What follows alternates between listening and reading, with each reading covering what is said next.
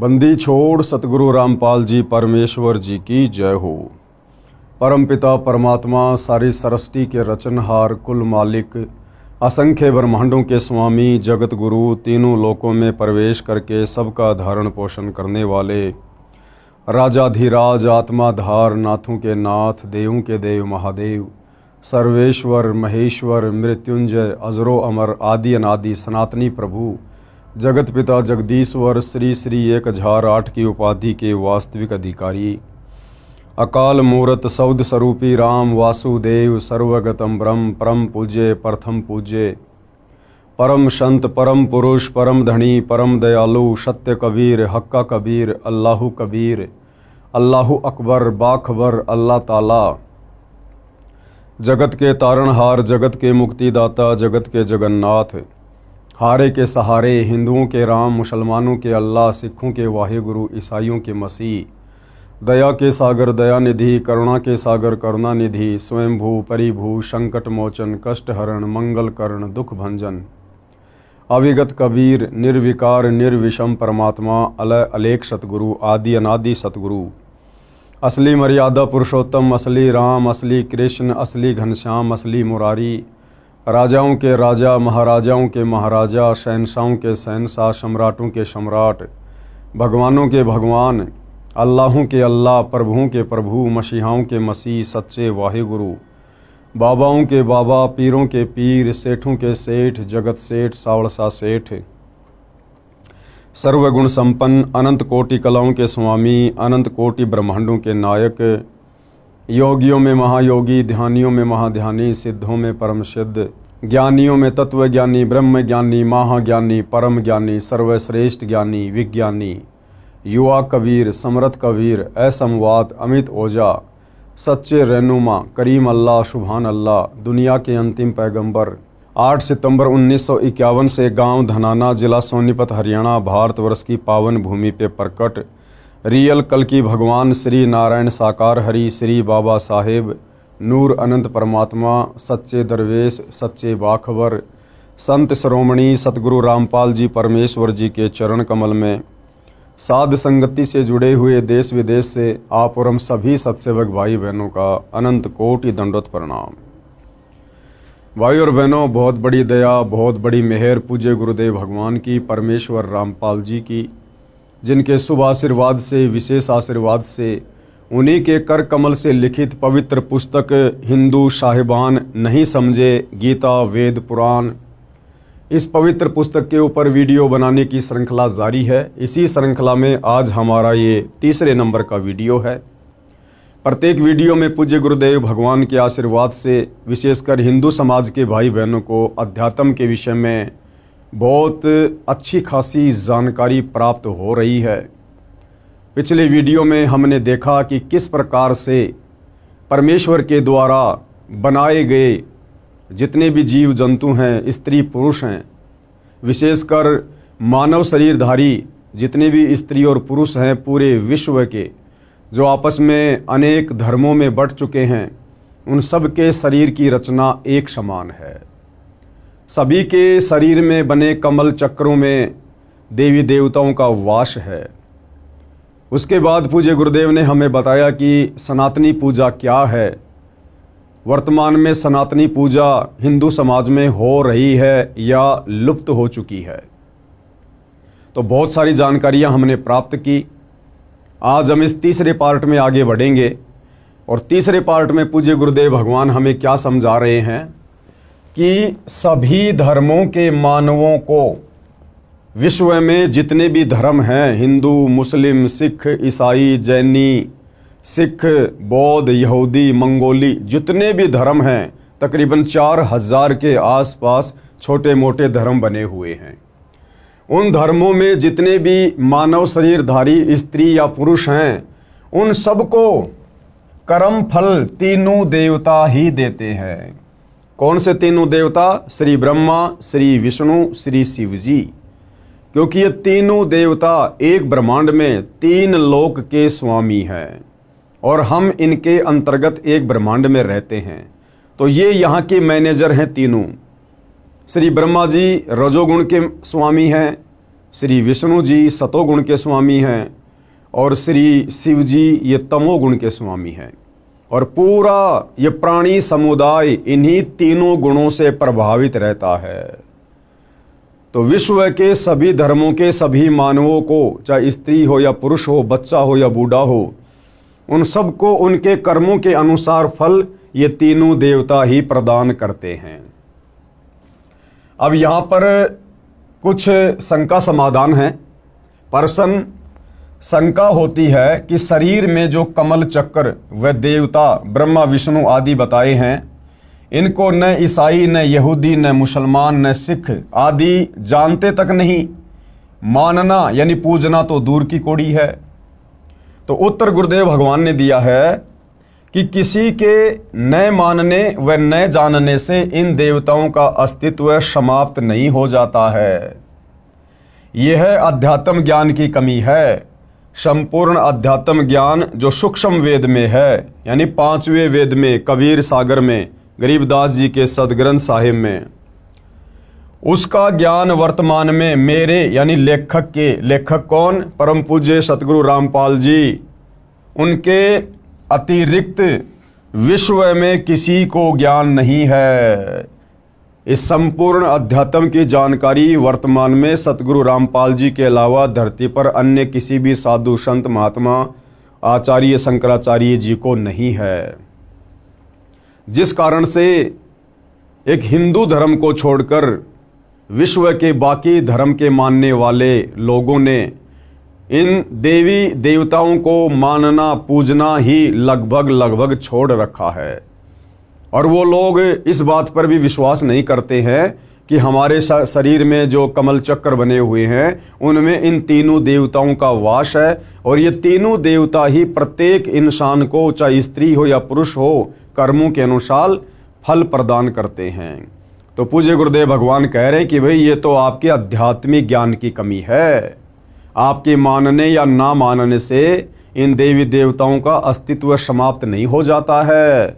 और जो रचना परमपिता परमेश्वर जी ने इस सृष्टि में बनाकर इन तीनों देवताओं को दी हुई है, उसके ऊपर कंट्रोल करने की, भाई हमारे मानने या ना मानने से उस परमेश्वर का विधान जो है फैल नहीं हो जाता है। प्रत्येक धर्म के व्यक्तियों को अपने ही शास्त्रों का ज्ञान भी पूर्ण नहीं है। मुसलमान भाइयों को मुसलमान धर्म की चारों पुस्तकें, तौरात, जबूर, इंजिल, कुरान शरीफ, कुरान मजीद और अनेक हदीसें, इनका भी कंप्लीट ज्ञान नहीं है। अगर होता तो ये मज़ारों पर नहीं जाते, मस्जिदों में नहीं जाते। अगर हिंदुओं को चारों वेद और गीता और 18 पुराणों का ज्ञान होता तो ये मंदिरों में नहीं जाते, मूर्ति पूजा नहीं करते, पाखंड पूजा नहीं करते। अगर ईसाइयों को बाइबल का संपूर्ण ज्ञान होता या उनके धर्म गुरुओं को होता, पोप पादरियों को होता, तो ये कभी भी चर्च में नहीं जाते उस मसीहा को ढूंढने के लिए। और यदि सिखों को गुरु ग्रंथ साहिब का ज्ञान होता तो सिख आज अध्यात्म की ऊंचाइयों को छू रहे होते। गुरुद्वारे बना बना के इस प्रकार से खाली पाठ के ऊपर आश्रित होकर ना बैठ जाते। तो भाई और बहनों, ये संपूर्ण आध्यात्मिक ज्ञान केवल वर्तमान में सतगुरु रामपाल जी के पास है। इसी कारण से मन में आता है कि ये नहीं हो सकता, वह नहीं हो सकता। आपको शास्त्रों से प्रमाणित करता हूं। अब पूज्य गुरुदेव भगवान क्या कह रहे हैं कि कोई बड़ी बात नहीं है भाई। इस काल ने अपने षड्यंत्र के तहत तुम सभी को अलग अलग धर्मों में बांट दिया, जातियों में बांट दिया, संप्रदायों में बांट दिया। तुम सबके अलग अलग इसने शास्त्र बनवा दिए। ऊपर से इस काल ने नकली संत भेजकर तुम्हारे को धर्म की उल्टी व्याख्या से परिपूर्ण करवा दिया। तो गुरुदेव भगवान कह रहे हैं कि बच्चों कोई बात नहीं है, मैं इस आध्यात्मिक ज्ञान को परमाणु के साथ में साबित करूंगा। तो भाइयों और बहनों, हमने बहुत ही ध्यानपूर्वक इन प्रमाणों को देखने और समझने की आवश्यकता है। सबसे पहले मुसलमान धर्म के लिए प्रमाण के लिए, जैसे मुसलमान धर्म की पाक पुस्तक कुरान मजीद है, ईसाई धर्म की होली बुक इंजिल है जो ईसा जी को दी गई थी, यहूदी धर्म की पाक पुस्तक तौरेत है जो मूसा जी को मिली। हज़रत दाऊद जी को जबूर पाक पुस्तक मिली। इन चारों पुस्तकों का ज्ञान दाता एक ही है। इन चारों पुस्तकों का ज्ञान दाता एक ही है। यह काल ब्रह्म ज्योति निरंजन, जिसको ये चारों धर्मों यानी पंथों वाले अपना खुदा यानी गॉड मानते हैं। इसलिए इनको ये भी मान्य होना चाहिए कि इन चारों पवित्र पुस्तकों में जो ज्ञान है वह सत्य है। यदि कोई कहे कि हम बाइबल को नहीं मानते, केवल कुरान को मानते हैं, तो वे अपने खुदा का अपमान कर रहे हैं। भाई, जब चारों पुस्तकें एक ही खुदा ने दी है, तौरात, जबूर, इंजिल और कुरान मजीद, जब चारों पुस्तकें एक ही खुदा ने दी है और आगे चलकर यदि इन पुस्तकों को मानने वाले अलग अलग पंथों में, धर्मों में विभाजित हो गए हैं, और यदि आज वो ये कहते हैं, जैसे ईसाई कहते हैं कि हम तो बाइबल के अलावा कुरान मजीद को नहीं मानते, मुसलमान कहते हैं हम तो कुरान मजीद के अलावा बाइबल को नहीं मानते, तो गुरुदेव भगवान कह रहे हैं जब लिखने वाला तुम्हारा एक ही खुदा है तो तुम उसके द्वारा लिखी गई पुस्तकों को क्यों नहीं मान रहे? इसका मतलब तुम तो अपने खुदा की रचना पर भी संदेह कर रहे हो, शक कर रहे हो, तुम अपने खुदा का अपमान कर रहे हो। जो ज्ञान पाक कुरान में नहीं है वह बाइबल में बता रखा है, इसलिए दोबारा बताना अल्लाह ने उचित नहीं समझा है। यानी संपूर्ण ज्ञान इन धर्मों के मानने वाले अल्लाह ने एक पुस्तक में ना डालकर इन चारों पुस्तकों में थोड़ा थोड़ा डाल दिया। और अब यदि कोई कहे कि हम उस पुस्तक को नहीं मानते, हम उसको नहीं मानते, तो ये तो हमारे अध्यात्म की कमजोरी है। इसलिए दोबारा बताना अल्लाह ने उचित नहीं समझा। इसलिए बाइबल के ज्ञान को भी समान सम्मान देना चाहिए। विशेष पहले यह स्पष्ट करना उचित समझता हूं कि पवित्र पुस्तक बाइबल कोई अलग शास्त्र नहीं है। इसमें पाक जबूर, पाक तौरेत, पाक इंजिल को इकट्ठा जिल्द यानी बाइंड किया है। एक मुसलमान वक्ता अपनी वीडियो में कह रहा था कि मैं बाइबल को नहीं मानता, इंजिल को मानता हूं। उस श्रीमान को यही नहीं पता बाइबल में इंजिल पुस्तक भी है। अब बाइबल ग्रंथ से कुछ प्रमाण दिखाता हूं कि विश्व के सभी मानव व अन्य प्राणियों के व्यवस्थक ये ही तीनों देवता कौन? ब्रह्मा जी, विष्णु जी तथा शिव जी हैं। अब गुरुदेव भगवान हमें बाइबल से प्रमाणित करेंगे कि विश्व के जितने भी प्राणी हैं, स्त्री या पुरुष, उन सब के व्यवस्थापक, तीनों लोकों का मैनेजमेंट संभालने वाले यही ब्रह्मा विष्णु महेश जी हैं। बाइबल ग्रंथ में सृष्टि की उत्पत्ति अध्याय में लिखा है कि परमेश्वर ने 6 दिन में सृष्टि की उत्पत्ति की, 6ठे दिन आदमी बनाए। सर्वप्रथम आदम जी को मिट्टी से बनाया, उसमें जान डाल दी। परमेश्वर जी ने मानव यानी स्त्री पुरुष को अपने जैसे शरीर वाला, अपनी ही शक्ल जैसा बनाया। साफ साफ बाइबल के उत्पत्ति ग्रंथ में प्रथम अध्याय में लिखा हुआ है कि परमेश्वर ने 6 दिन में सृष्टि बनाई, 7वें दिन तख्त पर जा विराजा। और परमेश्वर ने इंसानों को, स्त्री और पुरुष को अपनी ही शक्ल में, अपनी ही समानता में बनाया। तो परमेश्वर कैसा हुआ? साकार हुआ। जिस परमेश्वर ने बाइबल में स्पष्ट लिख रखा है कि हमने इंसानों को अपनी ही शक्ल में बनाया, तो भाई फिर परमात्मा की शक्ल कैसी है? हमारे जैसी। आदम की हड्डी निकालकर उसकी पत्नी हव्वा बनाई। परमेश्वर ने 7वें दिन विश्राम किया, ऊपर तख्त पर जा बैठा। अब यदि अल्लाह यानी गॉड निराकार है, फॉर्मलेस है, जैसा कि मुसलमान भाई कहते हैं कि अल्लाह बेचून है यानी निराकार है, दिखाई नहीं देता। ईसाई कहते हैं कि गॉड इज फॉर्मलेस यानी अल्लाह का, भगवान का, परमेश्वर का कोई रूप नहीं है। और यहाँ क्या लिखा जा रहा है बाइबल में कि 6 दिन में सृष्टि रचकर 7वें दिन परमेश्वर यानी अल्लाह तख्त पर जा विराजा यानी सिंहासन पर जाकर बैठ गया। अब भाई यदि परमेश्वर अल्लाह निराकार है, दिखाई नहीं देता, उसका कोई आकार नहीं है, तो फिर तख्त पर बैठेगा कौन?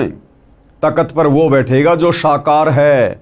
तो भाई और बहनों, ये सारी की सारी सच्चाई हमारे ही धर्मशास्त्रों में वर्णित है, लेकिन तत्व ज्ञान के अभाव में, सच्चे सतगुरु की शरण के अभाव में, और हम इन बातों को, इस गूढ़ आध्यात्मिक ज्ञान को समझ नहीं पाए। ऊपर तख्त पर जा बैठा, उसके पश्चात श्री ब्रह्मा जी, श्री विष्णु जी तथा श्री शिव जी का कार्य प्रारंभ हो गया। श्री ब्रह्मा जी ने बाबा आदम जी तथा उनकी पत्नी हवा जी को स्वर्ग में एक वाटिका में छोड़ दिया। उनको बताया कि आप बीच में लगे वृक्षों के फल नहीं खाना, यदि खाएं तो तुम मर जाओगे। वे दोनों वाटिका में रहने लगे। जिन वृक्षों के फल खाने को प्रभु ने मना किया था, उनके फल वे नहीं खाते थे। एक दिन सर्प आया। कौन आया? सर्प आया। ये शैतान आया सर्प का रूप धारण करके। एक दिन सर्प आया, उसने हवा तथा हजरत आदम जी से पूछा कि आप बीच वाले वृक्षों के फल क्यों नहीं खा रहे? आदम व हवा ने कहा कि इनको खाने को ईश्वर ने मना किया है, यानी परमेश्वर ने मना किया है। हम इनके फल खाएंगे तो हम मर जाएंगे। सर्प बोला, इनके फल खाने से तुम बिल्कुल नहीं मरोगे। इन वृक्षों के फल खाने से तुम्हें भले बुरे का ज्ञान हो जाएगा। यानी सर्प रूप में शैतान आदम जी और हवा को भ्रमित करने लगा, परमेश्वर का वचन तुड़वाने की कोशिश करने लगा। और भाई और बहनों, हम सतगुरु रामपाल जी परमेश्वर जी के सभी फॉलोवर को, उनके भक्तों को साथ साथ में बहुत ही गहरी शिक्षा भी लेकर आगे बढ़ना है। परमेश्वर ने 6 दिन में सृष्टि रची, 7वें दिन तख्त पे जा विराजा और सारे नियम कायदे कानून आदम जी और हवा जी को समझाकर चले गए कि तुमने इस वाटिका में यानी इस बगीचे में कौन से वृक्षों के फल खाने हैं और कौन से वृक्षों के फल नहीं खाने हैं। उसके बाद भाई और बहनों, शैतान ने उन दोनों को सर्प का रूप बनाकर भ्रमित करने का कुप्रयास किया। तरह तरह से उनको बरगलाया, उनके मन में शंकाएं पैदा कर दी कि वो जो तुम्हारा परमेश्वर है ना, वो ये नहीं चाहता कि तुम भी हमारे में से एक हो जाओ, तुम भी अमर हो जाओ। इसलिए उन्होंने तुम्हें मना किया है, क्योंकि ये बीच वाले जो फल हैं ये अमर फल हैं, इनको खाने से इंसान अमर हो जाता है और तुम्हारा परमेश्वर नहीं चाहता कि तुम अमर हो जाओ। तो इस प्रकार से सर्प ने उसको भ्रमित किया। भाई और बहनों, आज वही परमपिता परमेश्वर जिन्होंने 6 दिन में सृष्टि रची और 7वें दिन तख्त पर जा विराजे थे, कबीर देव सत्य पुरुष परम अक्षर ब्रह्म, आज वही परम अक्षर ब्रह्म सतगुरु रामपाल जी के रूप में धरती पर प्रकट हैं। और आज पूज्य गुरुदेव भगवान ने हमें अध्यात्म के साथ साथ बहुत सारे नियम भी बताए हैं, मर्यादाएं भी बताई हैं, जिनको गुरु वचन कहते हैं। अब भाइयों और बहनों, ये काल किसी न किसी के माध्यम से, किसी न किसी के रूप में, किसी न किसी को प्रेरणा करके हम सत भक्ति करने वाली आत्माओं से वो नियम तुड़वाने का प्रयास करेगा, हमारे मन में शंकाएं पैदा करेगा या करवाएगा। तो आप और हम भगत भाई बहनों ने भी वर्तमान में दृढ़ता के साथ भक्ति मार्ग पर टिके रहना है। और जो आज्ञा हमें पूज्य गुरुदेव भगवान ने अपने सत्संगों के माध्यम से दे दी है, जो नियम और मर्यादा हमारे ऊपर लागू कर दिए गए हैं, हमने उन्हीं नियम और मर्यादाओं में रहकर, गुरु वचन के अंतर्गत रहकर इस सत भक्ति को सफल करने की दिशा में आगे बढ़ना है। इन वृक्षों के फल खाने से तुम्हें भले बुरे का ज्ञान हो जाएगा। ईश्वर नहीं चाहता कि तुम्हें भले बुरे का ज्ञान हो। सर्प की बात मानकर दोनों ने भले बुरे का ज्ञान करवाने वाले वृक्षों के फल खा लिए। यानी सर्वप्रथम परमेश्वर ने जब सृष्टि रची, आदम और हवा को बनाया, तो सर्वप्रथम भाई और बहनों, आदम और हवा दोनों ने परमेश्वर का वचन तोड़ दिया। अगर ये आदम और हवा परमेश्वर का वचन ना तोड़ते तो भाइयों और बहनों, आज हम इस मृत लोक में नहीं होते, हम सभी आज स्वर्ग में रह रहे होते, लेकिन एक की गलती सभी आत्माओं पर भारी पड़ गई। उनकी आंखें खुल गई। कुछ दिन बाद ईश्वर आया। उसके पैरों की आवाज सुनकर हवा व आदम छुप गए। उनको पता चल गया था कि नंगा रहना अच्छा नहीं होता, क्योंकि उस वाटिका के बीच वाले पेड़ों के फल खाने से, जिनको खाने के लिए परमेश्वर ने मना किया था, जब आदम और हवा ने खा लिए तो उनकी वो दृष्टि खुल गई, उनको भले बुरे का ज्ञान हो गया। और जब कुछ दिनों बाद परमेश्वर आए तो भाइयों और बहनों, दोनों एक पेड़ की ओट में छुप गए। उनको ये पता चल गया कि हम तो नंगे हैं, नंगे, हमें तो शर्म आ रही है, क्योंकि उनको भले बुरे का ज्ञान होना शुरू हो गया। ईश्वर ने आवाज लगाई कि तुम कहाँ हो? आदम तथा हवा ने उत्तर दिया कि हम नंगे हैं, आपकी आवाज सुनकर हम छुप गए हैं। ईश्वर ने पूछा कि क्या तुमने बीच वाले वृक्षों का फल खा लिया? उत्तर मिला कि हाँ, हमने बीच वाले वृक्षों के फल खा लिए। आदम ने कहा कि आपने जो मेरे साथ स्त्री छोड़ी है, इसको सर्फ ने बहका दिया। आदम ने क्या कहा कि हे परमेश्वर, आपने मेरे साथ में ये जो स्त्री छोड़ी थी, इसको सर्प ने आकर बहका दिया और मैं फिर इसके बहकावे में आ गया, और हम दोनों ने उन फलों को खा लिया जिनको ना खाने की आज्ञा आप जी ने दी थी। हमने फल खा लिया। ईश्वर ने आदम व हवा के पहनने के लिए वस्त्र बनवाए। ईश्वर ने कहा कि मानव को भले बुरे का ज्ञान हो गया है, कहीं ये अमर होने वाले वृक्षों के फल खा ले और हम में से एक के समान हो जाए। इसलिए आदम जी व हवा जी को स्वर्ग से निकाल दिया। इस बाइबल के लेख से सिद्ध हो गया कि देवता एक से अधिक हैं। सब धर्मों के व्यक्तियों को कर्मों का फल ये तीनों देवता ही देते हैं। अन्य प्रमाण, पवित्र बाइबल के उत्पत्ति ग्रंथ 17:18 पृष्ठ 24 पर लिखा है कि अब्राहिम नामक व्यक्ति के घर 3 प्रभु आए। उस समय वह अपने घर से बाहर खेत में वृक्षों की छाया में बैठा था। दोपहर का समय था। अब्राहिम ने जमीन पर लेटकर उनको प्रणाम किया, भोजन करवाया। वे पापियों का नाश करने आए थे। कौन? तीनों देवता, ब्रह्मा विष्णु महेश। वे पापियों का नाश करने गए थे। वहां से 2 तो वापस लौट गए। एक उस नगरी में गया जहां के व्यक्ति व्यभिचारी, अन्यायी, बेहया, धर्म कर्म रहित हो चुके थे। उस नगरी को नष्ट कर दिया। इन प्रमाणों से स्पष्ट है कि यही तीनों देवता सर्व मानव को कर्मा अनुसार फल देते हैं। कौन? ब्रह्मा विष्णु महेश। नगरी नष्ट करने का कार्य तमगुण शंकर जी का है, क्योंकि ये तीनों देवता एक के गुण युक्त हैं।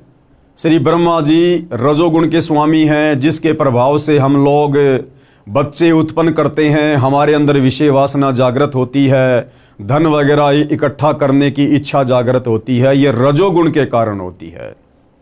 दूसरा, गुरुदेव ने बताया श्री विष्णु जी सतोगुण के स्वामी है।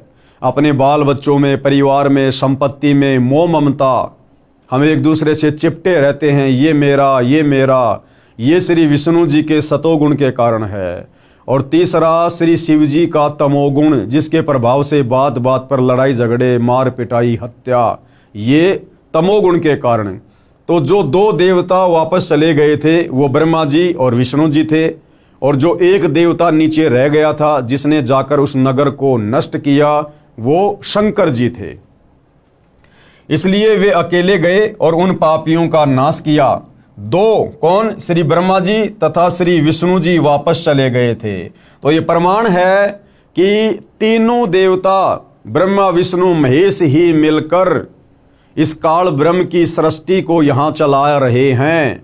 और इस काल ब्रह्म की सृष्टि के अंतर्गत एक ब्रह्मांड में जितने भी मानव शरीरधारी स्त्री पुरुष हैं, उन सब के व्यवस्थापक, उन सब के मैनेजर ये तीनों देवता ब्रह्मा विष्णु महेश ही हैं। वो चाहे हिंदू हो, मुसलमान हो, सिख हो, ईसाई हो, चाहे किसी भी धर्म का और देश का व्यक्ति क्यों ना हो। विशेष आगे गुरुदेव क्या कह रहे हैं, विशेष चारों पवित्र पुस्तकों, पाक कुरान, पाक बाइबल यानी पवित्र जबूर, पवित्र इंजिल, पवित्र तौरेत का ज्ञान जिस प्रभु ने दिया, उसी ने पवित्र चारों वेदों यानी पवित्र ऋग्वेद, यजुर्वेद, सामवेद तथा अथर्ववेद का ज्ञान श्री ब्रह्मा जी को दिया।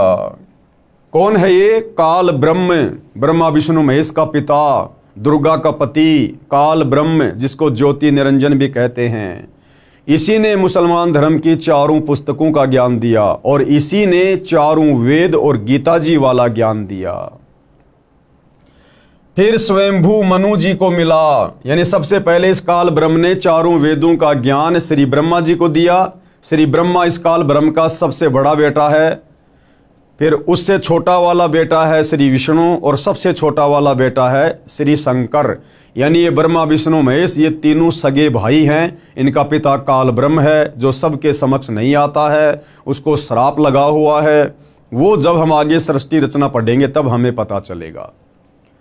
और फिर श्री ब्रह्मा जी ने अपने वंशज मनु को, जो कि सतयुग में हुए, फिर वो ज्ञान चारों वेदों वाला ब्रह्मा जी ने स्वयंभू मनु जी को दिया। वेदों में चक्रों यानी कमलों का ज्ञान है परंतु अधूरा है, क्योंकि चारों वेदों में संपूर्ण आध्यात्मिक ज्ञान नहीं है। इसीलिए परमपिता परमेश्वर कबीर साहिब जी को, परम अक्षर ब्रह्म को, सत्य पुरुष को स्वयं तत्वदर्शी संत का रूप धारण करके पृथ्वी पर चारों वेदों से ऊपर का ज्ञान देने के लिए आना पड़ता है। सूक्ष्म वेद में संपूर्ण अध्यात्म ज्ञान है, उसी से कमल चक्रों का संपूर्ण ज्ञान पहले लिख दिया है। पवित्र वेदों का ज्ञान इन चारों पाक पुस्तकों तौरेत, जबूर, इंजिल तथा कुरान से पहले का है। इसलिए प्रभु ने इन पुस्तकों में दोबारा बताना उचित न समझा। सूक्ष्म वेद पांचवा वेद है। सूक्ष्म वेद कौन सा वेद है? पांचवा वेद। उसमें संपूर्ण अध्यात्म ज्ञान है, उसमें कमलों का वर्णन विस्तार से कहा है। वह संपूर्ण ज्ञान न वेदों में है, न गीता में, न पुराणों में, न कुरान में, न बाइबल में। क्योंकि गीता ज्ञान देने वाले ने गीता अध्याय 4 श्लोक 34 में कहा है कि तत्व ज्ञान जो गीता में नहीं है उसको तत्वदर्शी संतों के पास जाकर प्राप्त कर। भाइयों और बहनों, गीता का ज्ञान वेदों वाला ही ज्ञान है, यानी चारों वेदों का निष्कर्ष पवित्र गीता जी है। और संपूर्ण आध्यात्मिक ज्ञान ना तो चारों वेदों में है, फिर गीता जी में होगा कहाँ से? इसीलिए गीता ज्ञान देने वाले भगवान ने गीता अध्याय 4 श्लोक 34 में कहा है कि हे अर्जुन, उस तत्व ज्ञान को प्राप्त करने के लिए, समझने के लिए तू तत्वदर्शी संतों की खोज कर। इसलिए भाइयों और बहनों, संपूर्ण आध्यात्मिक ज्ञान देने के लिए उस परम अक्षर ब्रह्म सत्य पुरुष कबीर देव को तत्वदर्शी संत की भूमिका में पृथ्वी पर आना पड़ता है, जैसे कि वर्तमान में सतगुरु रामपाल जी के रूप में प्रकट हैं। उसको तत्वदर्शी संतों के पास जाकर प्राप्त कर। यदि गीता में तत्व ज्ञान होता तो बता देता कि तत्व ज्ञान उस अध्याय में है। इसी प्रकार कुरान मजीद में सूरत फुरकानी 25 आयत नंबर 52 से 59 में कहा है कि जिस परमात्मा ने 6 दिन में सृष्टि रची, 7वें दिन तख्त पर जा विराजा, उसकी खबर किसी बाखबर यानी तत्वदर्शी संत से पूछो। इसी प्रकार यदि कुरान मजीद में यानी कुरान शरीफ में अगर संपूर्ण आध्यात्मिक ज्ञान होता तो सूरत फुरकानी 25 आयत नंबर 52 से 59 में कुरान का ज्ञान देने वाला अल्लाह यानी ये काल ब्रह्म, ये शैतान हज़रत मोहम्मद को ये कदापि ना कहता कि हज़रत मोहम्मद, जिस अल्लाह ने 6 दिन में सृष्टि रची, 7वें दिन तख्त पर जा विराजा, उस अल्लाह की जानकारी तू किसी बाखबर से जा पूछ। अगर कुरान का ज्ञान देने वाला अल्लाह ये काल ब्रह्म यदि संपूर्ण आध्यात्मिक ज्ञान रखता तो किसी बाखबर की शरण में जाने की सलाह हज़रत मोहम्मद जी को नहीं देता।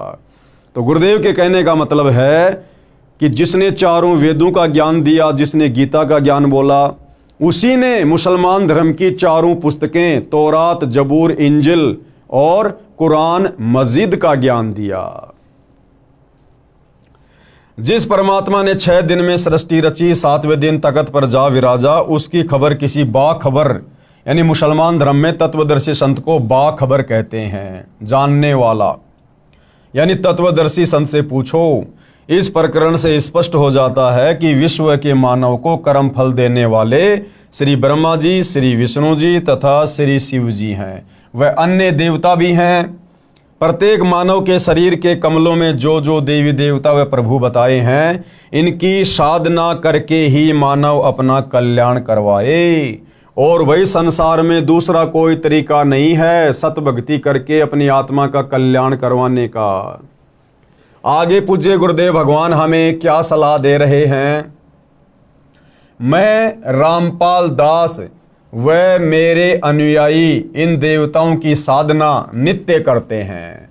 हम इन देवताओं की पूजा नहीं करते, हम इनकी साधना करते हैं। पूजा में और साधना में पूज्य गुरुदेव भगवान ने इसी पुस्तक में पहले बताया कि बड़ा अंतर है।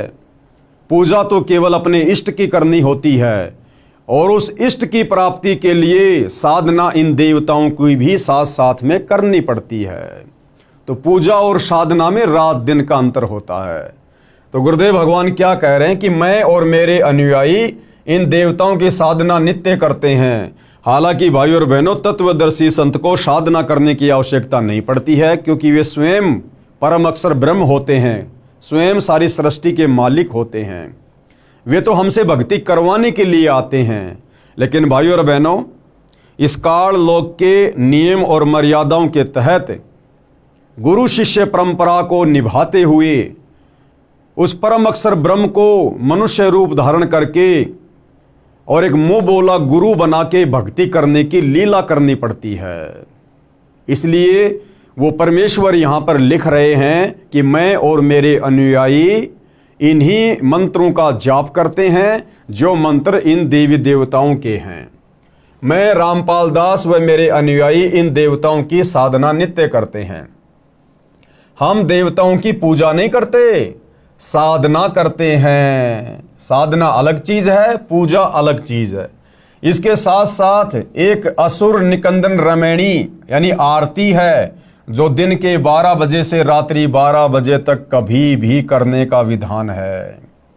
कहने का मतलब है, वर्तमान में बहुत सारे भविष्य वक्ता भविष्य मल्लिका का उदाहरण देकर दिन रात भविष्यवाणियां कर रहे हैं कि भाई आने वाला समय युग परिवर्तन का है, बड़ा विध्वंस होगा और जो लोग त्रिकाल संध्या करेंगे केवल उन्हीं का बचाव होगा। तो भाई और बहनों, असल में वो त्रिकाल संध्या क्या है ये उन भविष्य मल्लिका वाले भविष्य वक्ताओं को नहीं पता है।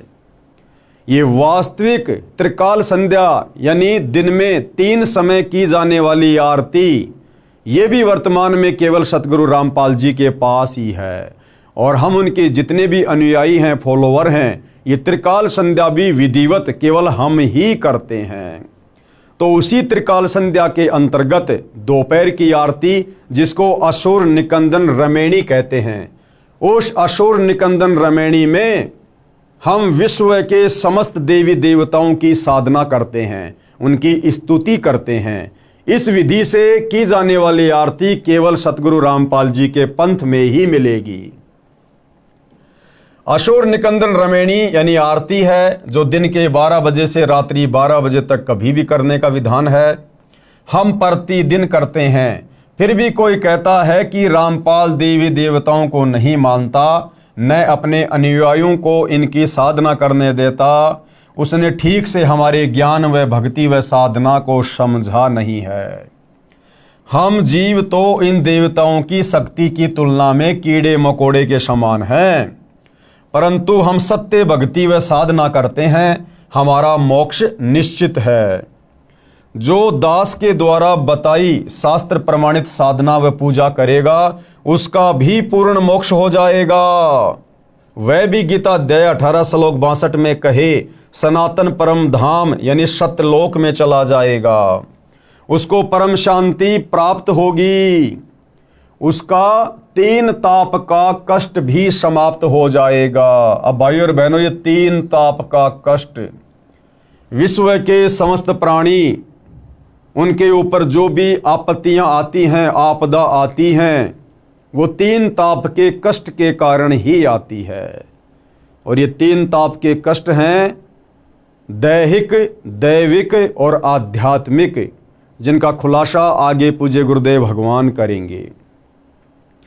दैहिक यानी शरीर में आने वाले कष्ट, दैविक यानी किसी देवी देवता का रुष्ट हो जाना, और आध्यात्मिक किसी के द्वारा जादू जंत्र करवा देना, टोना टोटका करवा देना, मूठ वगैरह करवा देना। ये 3 ताप के कष्ट होते हैं जिससे मनुष्य शरीरधारी प्राणियों को दुखी किया जाता है। तो ये 3 ताप के कष्ट भी यदि इस पृथ्वी पर समूल रूप से नष्ट होते हैं तो केवल जगत गुरु तत्वदर्शी सतगुरु रामपाल जी की सत्य साधना करने से दूसरा धरती पर कोई उपाय नहीं है। तो क्या कह रहे हैं गुरुदेव? 3 ताप का कष्ट भी समाप्त हो जाएगा जो जीव के दुखों का मूल है। नोट, पूजा व साधना में क्या अंतर है? अब हमने अध्यात्म को जानने के लिए आगे बढ़ने से पहले यह जानना पड़ेगा कि सतगुरु रामपाल जी के सभी फॉलोअर इन तीनों देवताओं की जो साधना करते हैं, ये साधना क्या है और भक्ति मार्ग में पूजा क्या है, पूजा किसकी करनी पड़ेगी, तो ये सारी जानकारी गुरुदेव हमें बता रहे हैं। पूजा व साधना में क्या अंतर है, कृपया आप जी पढ़ें इसी पुस्तक के पेज नंबर 179 पर, जो हम आगे की वीडियो में पढ़ेंगे। यहाँ केवल 2 शब्द हैं, यानी संक्षिप्त वर्णन है। जो प्रार्थना हम करते हैं उसका कुछ अंश यहाँ लिखता हूँ। जैसे दोपहर की आरती में हम भगत भाई बहन जो समस्त देवी देवताओं की स्तुति करते हैं, वंदना करते हैं, संक्षेप में गुरुदेव भगवान थोड़ा बहुत उस आरती को यहाँ लिख रहे हैं, ताकि प्रथम बार सतगुरु रामपाल जी की पुस्तकें पढ़ने वाला, उनके सत्संग सुनने वाला किसी भी प्रकार की शंका में ना रहे, भ्रमणा में ना रहे कि भाई सतगुरु रामपाल जी तो देवी देवताओं की पूजा छुड़वाते हैं, उनकी साधना छुड़वाते हैं। ऐसा कुछ भी नहीं है। सतगुरु रामपाल जी देवी देवताओं की वास्तविक साधना करवाते हैं। और हम सभी भगत भाई बहन जो सतगुरु रामपाल जी के फॉलोवर हैं, जो दोपहर की आरती करते हैं, उसमें इन समस्त देवी देवताओं का जिक्र है। मैं लेखक देवी देवताओं का सम्मान करता हूँ। हम सभी सतगुरु रामपाल जी के फॉलोवर समस्त देवी देवताओं का सम्मान करते हैं, आदर करते हैं, लेकिन पूजा हम केवल अपने गुरुदेव भगवान की करते हैं, अपने इष्ट की करते हैं। पूजा केवल परमेश्वर की करनी होती है, बाकी आदर सम्मान हम सबका करते हैं। मैं तथा मेरे अनुयायी प्रतिदिन विश्व के सभी देवी तथा देवताओं का सम्मान व उनकी स्तुति करते हैं। प्रमाण के लिए दोपहर की स्तुति के कुछ अंश। सत्य पुरुष समर्थ ओंकारा, अदली पुरुष कबीर हमारा, यानी जिसकी हमने पूजा करनी है वो हमारा इष्ट है कबीर, जो वर्तमान में तत्वदर्शी संत का रोल कर रहे हैं, यानी तत्वदर्शी संत की भूमिका कर रहे हैं सतगुरु रामपाल जी। ये स्वयं कबीर परमेश्वर हैं। तो पूजा तो हमने केवल अपने गुरुदेव भगवान की करनी है, उनके अनुसार बताई गई ही हमने भक्ति करनी है। बाकी आदर सम्मान हम सभी देवी देवताओं का करते हैं, उनके भी मंत्र जाप करते हैं।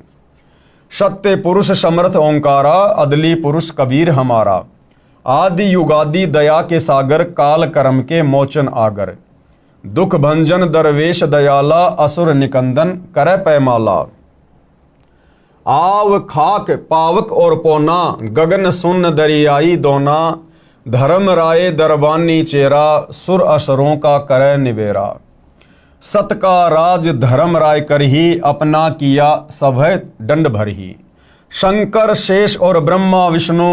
ये देखिएगा, हम लोग जो दोपहर की आरती करते हैं, जो दोपहर की संध्या करते हैं, उसमें विश्व के तमाम देवी देवताओं की स्तुति आ जाती है। कुछ एक के नाम लिख दिए जाते हैं, कुछ एक की वैसे सूक्ष्म रूप से हो जाती है। शंकर, शंकर यानी श्री शंकर जी, शंकर, शेष यानी शेषनाग, और ब्रह्मा और विष्णु, शंकर शेष और ब्रह्मा विष्णु, नारद सारद जाउर रसनम, नारद यानी नारद जी और शारद यानी शारदा देवी सरस्वती। गौरीज और गणेश गोसाई, गौरीज यानी गौरीजा शंकर जी की पत्नी और गणेश शंकर जी के पुत्र। कारज सकल सिद्ध हो जाई, ब्रह्मा विष्णु और शंभु शेषा, ये तीनों देव दयालु हमेशा। सावित्री और लक्ष्मी गौरा, सावित्री यानी श्री ब्रह्मा जी की पत्नी, लक्ष्मी यानी श्री विष्णु जी की पत्नी और गौरा यानी श्री शंकर जी की पत्नी।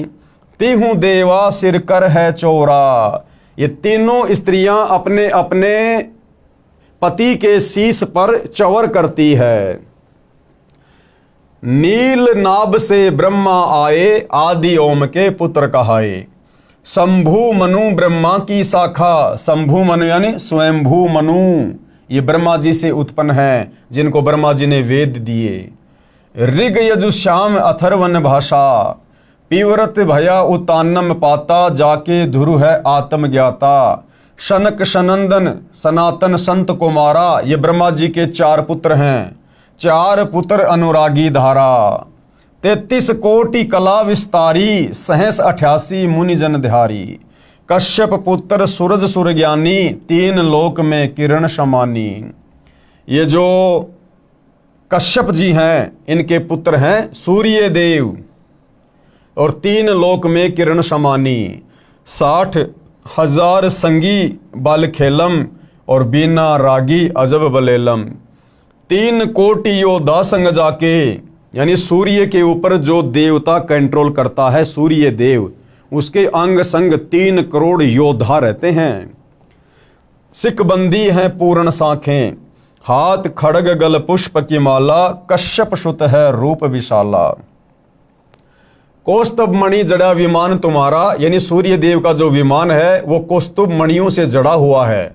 और सुर नर मुनि जन करत जुहारा। चंद सुर चकवे पृथ्वी माही, निश्वासर चरणों चितलाही। पीठे सूरज सन्मुख चंदा, काटे त्रिलोकी के फंदा। तारायण सब स्वर्ग समूलम, पखे रहें सतगुरु के फूलम। जय जय ब्रह्मा समर्थ स्वामी, येती कला परम बददामी। यहाँ देखो फिर से श्री ब्रह्मा जी का नाम आया है, आगे फिर श्री शंकर जी का आएगा। जय जय शंभु शंकर नाथा, कला गणेश और गौरीज माता। जो लोग ये कहते हैं ना कि संत रामपाल जी तो देवी देवताओं की साधना छुड़वाते हैं, अरे सतगुरु रामपाल जी तो देवी देवताओं की यथार्थ साधना करवाते हैं, जिसके करने से ही लाभ होगा। कोटि कटक पैमाल करंता, ऐसे समर्थ शंभु कंता। चंद लिलाट सुर संगीता, योगी शंकर ध्यान उदिता। नील कंठ सोहे गरुड़ासन, शंभु योगी अचल सिंहासन। गंग तरंग छूटे बहुदारा, अजपा तारी जय जयकारा। रिद्धि सिद्धि दाता शंभु गोसाई, दारिद्र मोक्ष सबय हो जाई। यानी रिद्धि सिद्धि के दाता यहाँ पर किसको बताया गया है? श्री शंकर जी को। और कहते हैं सारा का सारा जो ये दारिद्र है, गरीबी है, निर्धनता है, इससे शंकर जी जीवों को उबार देते हैं। आसन पद्म लगाए योगी, नी इच्छा निर्वाणी भोगी। सर्प भुजंग गले रुंडमाला, व्यर्षभ चढ़िए दीन दयाला। वामे कर त्रिशूल विराजे, दैने कर सुदर्शन साजे। अब हिंदू समाज के भाई बहनों को तो ये भी नहीं पता कि शंकर जी के कौन से हाथ में तो त्रिशूल रहती है और कौन से हाथ में सुदर्शन चक्कर रहता है। वो भी पूज्य गुरुदेव भगवान बता रहे हैं। वामे यानी बायां हाथ, उल्टा हाथ। वामे कर त्रिशूल विराजे, कर यानी हाथ, यानी शंकर जी के जो है बाएं हाथ में त्रिशूल रहता है। और दाहिने कर यानी दाहिने हाथ में सुदर्शन साजे। सुन अरदास देवन के देवा, शंभु योगी अलख अबेवा। तू पैमाल करे पल माही, ऐसे समर्थ शंभु साई। 1 लख योजन ध्वजा फरके, पचरंग झंडे मोहरे राखें। काल भद्र करत देव बुलाऊं। अब ये देखो काल भद्र का भी नाम है। शंकर के दल सभी ध्याऊं, कि शंकर जी के जितने भी गण हैं हम संत रामपाल जी के भगत उनकी स्तुति करते हैं। भैरव क्षेत्रपाल पलितम, देखो आपके भैरव का भी नाम आ गया यहाँ पर। भैरव क्षेत्रपाल पलितम भूत अरुदेत चढ़े संगीतम, जो कि शंकर जी की सेना में शामिल हैं। राक्षस भंजन बिरद तुम्हारा, शंकर जी को कहा जा रहा है कि राक्षसों का संहार करना तुम्हारा कार्य है। जो लंका पर पद्म 18, जिस प्रकार आपने राम रावण युद्ध के समय 18 पद्म सेना भेजी थी। कोट्यों गंधर्व कमंद चढ़ावे, शंकर दल गिनती नहीं आवे। मारे हाक दहाक चिंगारे, अग्नि चकर बाणों तन जारे। कंप्या शेष धरणी थरनानी, जा दिन लंका घाली घानी। तुम शंभु ईसन के ईसा, व्यर्सभ चढ़िए विश्वे बीसा। इंद्र कुबेर और वरुण बुलाऊं, ये देखिए इंद्र देवताओं का राजा, ये कुबेर धन का देवता, वरुण जल का देवता। इंद्र कुबेर और वरुण बुलाऊं, राप्ती सवेत सिंहासन ल्याऊं। इंद्र दल बादल दरियाई, 96 कोटि की हुई चढ़ाई। सुरपति चढ़े इंद्र अनुरागी, अनंत पदम गंधर्व बड़वागी। कृष्ण भंडारी चढ़े कुबेरा, अब दिल्ली मंडल बोर्यों फेरा। वरुण विनोद चढ़े ब्रह्मज्ञानी, कला संपूर्ण 12 बाणी। धर्मराय आदि युगादि चेरा, 14 कोटि कटक दल तेरा। चित्रगुप्त के कागज माही, जेता उपजा सतगुरु साई। सातों लोकपाल का रासा, उर्मे धरिये साधु दासा। विष्णुनाथ है असुर निकंदन, संतों के सब काटे फंदन। नरसिंह रूप धरे गुरु राया, हिरणा कुशकु मारण धाया। शंख चक्र गदा पद्म विराजे, भाल तिलक जाके उर साजे। ये आपके विष्णु जी की महिमा की जा रही है। वाहन गरुड़ किरसन अश्वारा, लक्ष्मी ढोरे चवर अपारा। रावण अहिरावण से मारे, सेतु बांध सेना दल तारे। जरासिंध और बाली खपाए, कंस के चानोर हराए। और काली दैम्य नागी नाथा, शिशुपाल चकर से काट्या माथा। काल यवन मथुरा पर धाये, 18 कोटि कटक चढ़ आए। और मुचकंद पर पीतांबर डार्या, काल यवन जहां बेग सिंहार्या। परशुराम 52 अवतारा, ये आपके परशुराम जी का भी नाम ले दिया गया है। और कोई न जाने भेव तुम्हारा, शंखासुर मारे निर्वाणी, बरहा रूप धरे परवानी।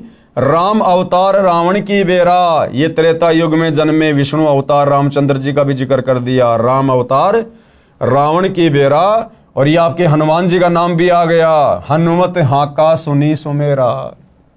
अब बताओ आप ये कैसे कह सकते हो कि सतगुरु रामपाल जी देवी देवताओं की साधना छुड़वाते हैं? बताइए, आपके तमाम मुख्य मुख्य देवी देवताओं की हम सतगुरु रामपाल जी के भगत रोजाना त्रिकाल संध्या के अंतर्गत जो दोपहर की आरती है, उसमें रोजाना हम इनकी स्तुति कर रहे हैं, हम इनकी साधना कर रहे हैं और पूजा अपने इष्ट की करते हैं, कबीर देव की, अपने गुरुदेव भगवान की। तो भाई और बहनों, अध्यात्म को अच्छे से समझने की आवश्यकता है। अब आगे क्या कह रहे हैं गुरुदेव भगवान? गीता ज्ञान दाता से अन्य पूर्ण परमात्मा का प्रमाण। यानी अभी तक हिंदू समाज में विशेषकर यही धारणा है कि गीता जी का ज्ञान श्री कृष्ण ने दिया। जबकि भाई और बहनों, आप इस पुस्तक को धीरे धीरे आगे पढ़ेंगे और साथ में सतगुरु रामपाल जी के सत्संग सुनते रहेंगे यूट्यूब पर, मोबाइल में, तो आप जियों को क्लियर हो जाएगा प्रमाणों के साथ में कि गीता जी का ज्ञान श्री कृष्ण जी ने नहीं, बल्कि श्री कृष्ण जी के अंदर प्रेत की तरह प्रवेश करके इस काल ब्रह्म ने सारा ज्ञान बोला। ये गीता जी की अध्याय और श्लोक दिखाकर आप जियों को क्लियर किया जाएगा। तो गीता का ज्ञान बोलने वाला कौन? ये काल ब्रह्म, जो कि ब्रह्मा विष्णु महेश का पिता है, दुर्गा का पति है।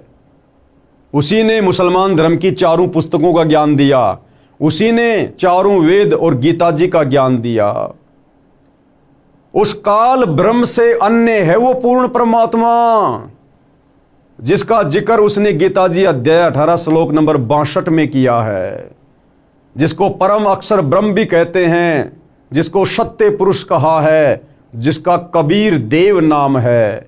जो कबीर देव वर्तमान में सतगुरु रामपाल जी के रूप में धरती पर प्रकट हैं।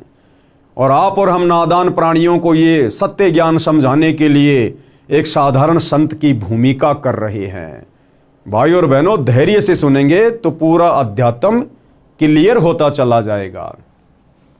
तो गीता ज्ञान दाता यानी काल ब्रह्म से अन्य पूर्ण परमात्मा का प्रमाण। अब ये गीता जी में कहाँ लिखा हुआ है, किस अध्याय में है, किस श्लोक में है, आप धैर्य के साथ में देखते रहिए। और यदि आपने गीता जी को खरीद लिया है तो आप गीता जी से साथ साथ में अध्याय और श्लोक मिलान भी करते रहिए।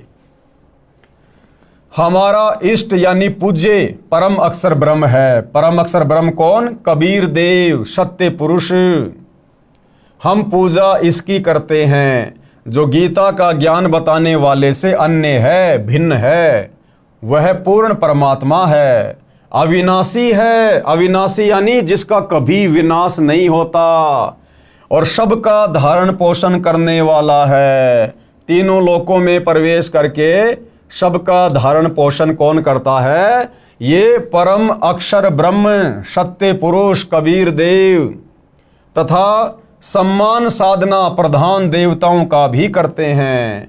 यानी हम सतगुरु रामपाल जी के भगत पूजा तो करते हैं परम अक्षर ब्रह्म की, कबीर देव की, लेकिन सम्मान और साधना ये जो प्रधान देवी देवता हैं जिनका वास हमारे शरीर में बने उन कमलों में है, हम उनका भी करते हैं।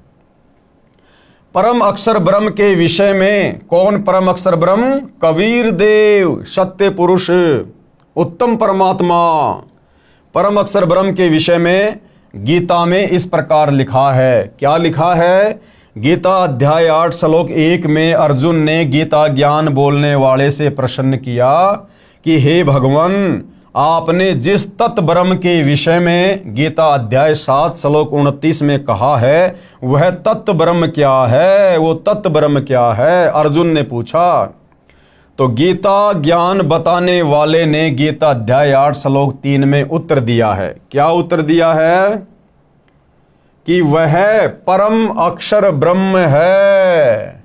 वो कौन है? परम अक्षर ब्रह्म है।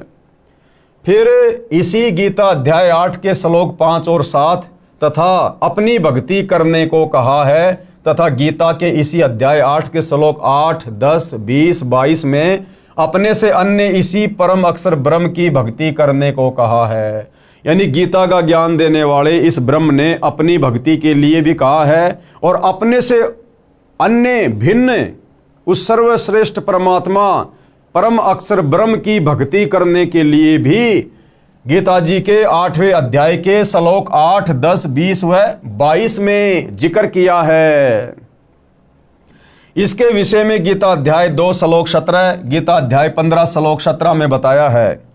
परम अक्षर ब्रह्म को गीता बोलने वाले ने सबका धारण पोषण करने वाला तथा परमात्मा कहा है। अब देख लो भाई और बहनों, गीता का ज्ञान देने वाले ने, गीता का ज्ञान देने वाले ने उस परम अक्षर ब्रह्म को ही सबका धारण पोषण करने वाला और परमात्मा बताया है।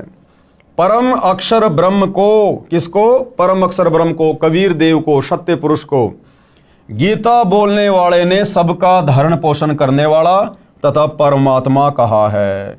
अगर ये गीता ज्ञान देने वाला ब्रह्म खुद ही परमात्मा होता, सबका धारण पोषण करने वाला होता, तो अपने से अन्य उस परम अक्षर ब्रह्म को सबका धारण पोषण करने वाला और परमात्मा कहकर संज्ञा ना देता।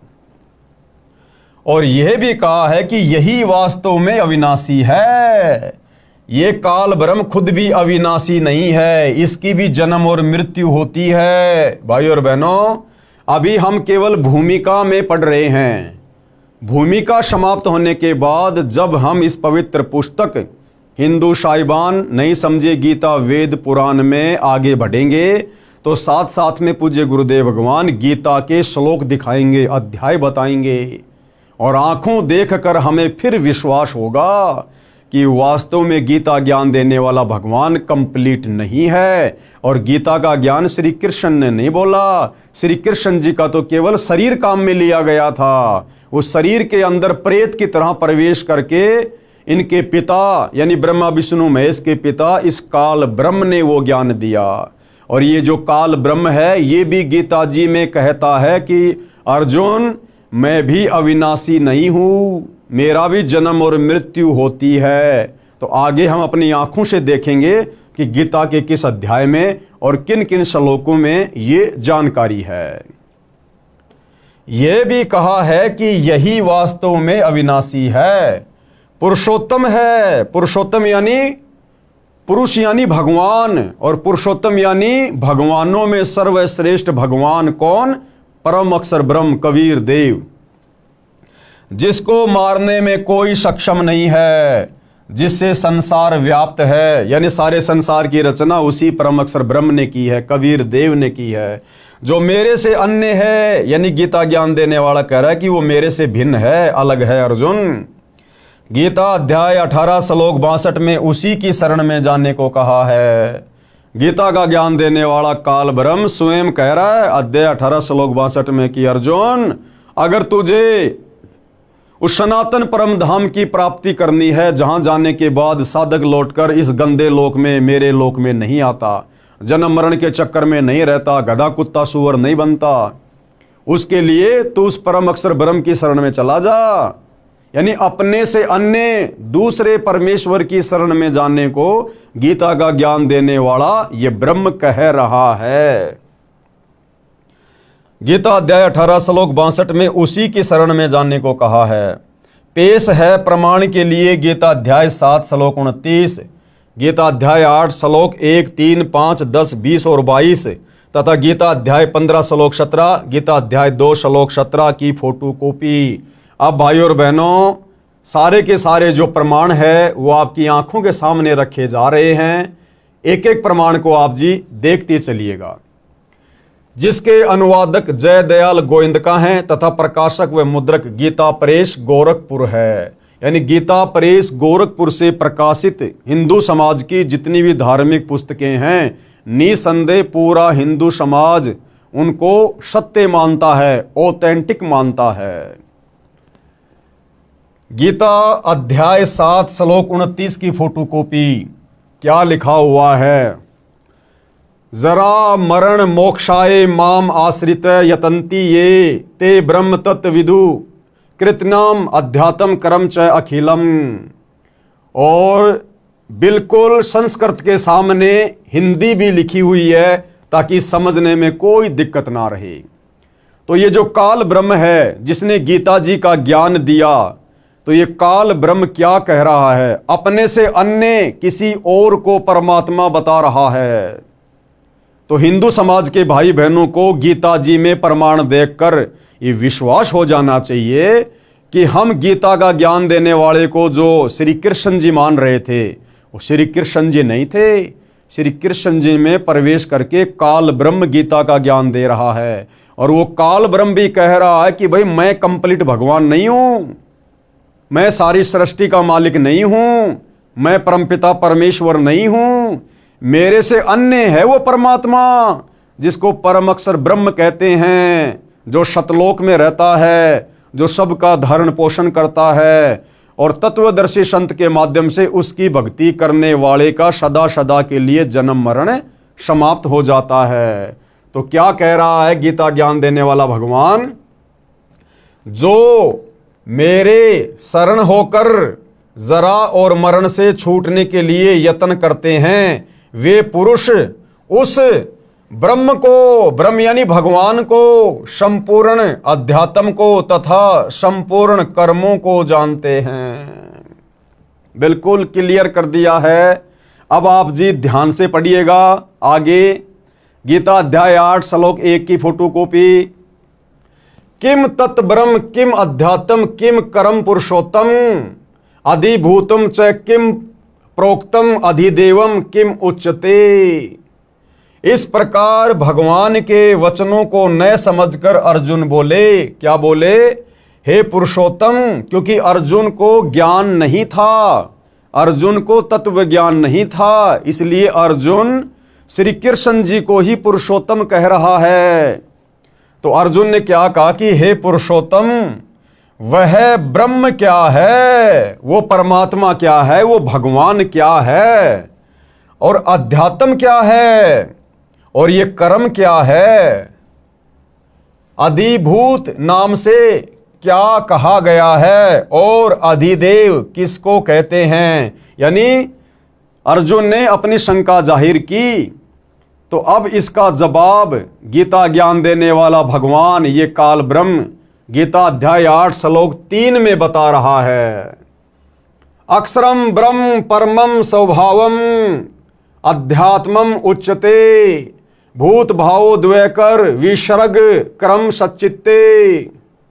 क्या कहा जा रहा है? इस प्रकार अर्जुन के प्रश्न करने पर श्री भगवान बोले, यानी काल ब्रह्म ने जवाब दिया। और क्या कहा कि वो ब्रह्म क्या है, वो तत्व ब्रह्म क्या है? कहते हैं वो परम अक्षर ब्रह्म है, कि वो तो परम अक्षर ब्रह्म है, जो सर्वश्रेष्ठ परमात्मा है, तीनों लोकों में प्रवेश करके सबका धारण पोषण करने वाला है, वो परम अक्षर ब्रह्म है। अपना स्वरूप अर्थात जीवात्मा अध्यात्म नाम से कहा जाता है, तथा भूतों के भाव को उत्पन्न करने वाला जो त्याग है वह कर्म नाम से कहा गया है। अब भाइयों और बहनों, इन सभी श्लोकों का अच्छे से स्पष्टीकरण सतगुरु रामपाल जी करके हमें समझाएंगे। गीता अध्याय 8 श्लोक 5 की फोटोकॉपी, ये श्लोक आप भाई बहनों की आंखों के सामने है, आप अपने सामने रखी गीता से मिला सकते हैं। ये इसका हिंदी अनुवाद है। जो पुरुष यानी जो भगवान, पुरुष यानी भगवान, कौन कह रहा है? गीता ज्ञान देने वाला ब्रह्म कह रहा है कि जो पुरुष यानी भगवान अंत काल में भी मुझको ही सुमरण करता हुआ शरीर को त्याग कर जाता है, वह मेरे साक्षात स्वरूप को प्राप्त होता है, इसमें कुछ भी संशय नहीं है। यानी ये गीता ज्ञान देने वाला ब्रह्म कह रहा है कि जो व्यक्ति, जो साधक, जो भगत शरीर छोड़ते समय अंत समय तक मुझे ध्यान में रखता है, मेरे ओम नाम की जाप करता है, मेरी साधना करता है, वो अंत काल में मुझे ही प्राप्त होता है। लेकिन इसकी प्राप्ति मात्र से हमारा कंप्लीट मोक्ष नहीं है। उसके लिए इसने अपने से अन्य दूसरे भगवान की शरण में जाने को कहा है, परम अक्षर ब्रह्म की शरण में जाने को। गीता अध्याय 8 श्लोक 6 की फोटोकॉपी, ये संस्कृत में श्लोक लिखा हुआ है, आप जी पढ़ सकते हैं। यहां पर हिंदी अनुवाद है। कौन्ते, कौन्ते यानी हे कुंती पुत्र अर्जुन, यह मनुष्य अंतकाल में जिस जिस भी भाव को सुमरण करता हुआ शरीर का त्याग करता है, उसको ही प्राप्त होता है, क्योंकि वह सदा उसी भाव में रहा है। क्या भाव है इसका? कि ये मनुष्य स्त्री हो या पुरुष हो, अंतकाल में जिसको भी सुमरण करता हुआ शरीर छोड़ता है, उसी के धाम में चला जाता है, उसी के लोक में चला जाता है। सीधी भाषा में गुरुदेव ने बताया कि जहां आशा तहां बासा होई, मन कर्म वचन सुमरियो सोई। अंतकाल में ये प्राणी जिस भी भाव में भावित रहता है, यानी जिसका भी सुमरण करता है, जिसमें भी इसकी सुरती टिकी रहती है, जैसे कोई अपने इष्ट विष्णु जी का ध्यान करता है, विष्णु जी का सुमरण करता है, तो शरीर छोड़ने के बाद वो साधक सीधा विष्णु जी के लोक में जाता है। और यदि शरीर छोड़ते समय कोई व्यक्ति अपने बेटा बेटी, खेत खलिहान, कार कोठी, अगर उनके बारे में सुमरण करता है, उनका चिंतन करता है, उनके विषय में सोचता रहता है कि मेरे मरने के बाद मेरे परिवार का क्या होगा, इस फसल को कौन संभालेगा, खेती बाड़ी का ध्यान कौन रखेगा, मेरे बच्चे अभी बहुत छोटे हैं, तो मरते समय उस नादान प्राणी की सोच, सुरती, सुमरण, चिंतन उस परिवार में रहा, तो शरीर छोड़ने के बाद वो उसी परिवार में वापस गधा कुत्ता बनकर, गाय बैल भैंस बनकर जन्म लेता है। तो इस अध्याय का ये सारांश है कि हे कुंती पुत्र अर्जुन, यह मनुष्य अंतकाल में, अंतकाल यानी शरीर छोड़ते समय जिस जिस भी भाव को सुमरण करता हुआ शरीर का त्याग करता है, उसको ही प्राप्त होता है, क्योंकि वह सदा उसी भाव से भावित रहा है। गीता अध्याय 8 श्लोक नंबर 7 की फोटोकॉपी, ये श्लोक आप जी की आंखों के सामने है, यहां पर हिंदी लिखी हुई है। इसलिए हे अर्जुन, तू सब समय में निरंतर मेरा सुमरण कर और युद्ध भी कर। अब भाइयों और बहनों, ये काल ब्रह्म नहीं चाहता कि कोई भी प्राणी मेरे इस 21 ब्रह्मांड से निकलकर मुक्ति को प्राप्त हो जाए, उस परम अक्षर ब्रह्म के सनातन परम धाम सतलोक में चला जाए। ये काल ब्रह्म ऐसा क्यों नहीं चाहता है? इसीलिए तो यहां पर अर्जुन को सत्यता नहीं बता रहा, अर्जुन को हकीकत नहीं बता रहा। ये तो कह रहा है कि अंत समय में ये प्राणी जिसका भी सुमरण करता हुआ शरीर छोड़ता है उसी के लोक में चला जाता है। और अध्याय 18 श्लोक 62 में यह भी कह दिया कि मेरे से अन्य वो परम अक्षर ब्रह्म है, पूर्ण परमात्मा, जहां जाने के बाद साधक फिर कभी लौटकर इस गंदे संसार में नहीं आता। फिर यहां पर गीता अध्याय 8 श्लोक 7 में वो अर्जुन को क्यों भ्रमित कर रहा है कि इसलिए अर्जुन तू मेरा ध्यान कर और तू युद्ध भी कर, क्योंकि वो नहीं चाहता कि कोई भी प्राणी उसके जाल से बाहर निकल जाए, उसके लोक से बाहर निकल जाए। ऐसा क्यों? क्योंकि भाइयों और बहनों, गीता का ज्ञान देने वाले इस काल ब्रह्म को, ज्योति निरंजन को, दुर्गा के पति को, ब्रह्मा विष्णु महेश के पिताजी को, पूर्ण परमात्मा परम अक्षर ब्रह्म की ओर से एक भयंकर श्राप लगा हुआ है। वो श्राप क्यों लगा, कहां लगा, क्या गलती करी थी और क्या वो श्राप था, इसको प्रतिदिन 1 लाख मानव शरीरधारी स्त्री पुरुषों के सूक्ष्म शरीर में जमा वासना को, गंध को खाने का श्राप लगा हुआ है। इसलिए ये यहां पर सभी को भ्रमित रखता है और अपनी ही साधना में लगा के रखना चाहता है, ताकि ये प्राणी इस काल ब्रह्म की साधना करके इसी के 21 ब्रह्मांड में जन्मते रहें और मरते रहें और इसके भोजन की व्यवस्था बनी रहे। तो भाइयों और बहनों, जब हम आगे इसी पुस्तक में या यूट्यूब पर मोबाइल से सतगुरु रामपाल जी के सृष्टि रचना वाले सत्संग सुनेंगे, तब हमें पता चलेगा कि इस काल ब्रह्म ने उस सनातन परम धाम में, ये भी पहले वहीं रहता था परम अक्षर ब्रह्म के पास में, ये भी उसी का बेटा है, उसी की संतान है, उसी की आत्मा है। इसने वहां सतलोक में क्या ऐसी गलती कर दी थी जिस कारण से कबीर परमेश्वर जी ने, परम अक्षर ब्रह्म ने इस काल समेत दुर्गा को और हम सभी आत्माओं को इसके साथ इस गंदे लोक में यानी 21 ब्रह्मांड में सतलोक से 16 शंख कोस की दूरी पर भेज दिया। तो ये सारी जानकारी भाइयों और बहनों हमें सृष्टि रचना को पढ़ने और सुनने से मिलेगी। आगे चलकर इस पुस्तक में भी सृष्टि रचना लिखी हुई है। आप जी यूट्यूब पर संत रामपाल जी के सत्संग के माध्यम से भी सृष्टि रचना को समझ सकते हैं। तो यहां पर यह काल ब्रह्म, गीता का ज्ञान देने वाला भगवान, ये अर्जुन को भ्रमित कर रहा है। इसलिए हे अर्जुन, तू सब समय में निरंतर मेरा स्मरण कर और युद्ध भी कर।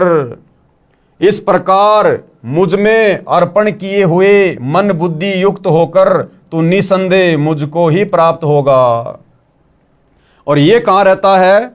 इसी अध्याय 8 का जब हम श्लोक नंबर 16 पढ़ेंगे तो ये काल ब्रह्म कह रहा है कि मैं तो ब्रह्मलोक में रहता हूं, ब्रह्मलोक में, और कह रहा है कि मेरे ब्रह्मलोक में आया हुआ प्राणी भी अपना कर्म फल भोगने के बाद वापस नीचे 84 लाख योनियों में जाता है, गधे कुत्ते सूअर के शरीरों में कष्ट उठाता है।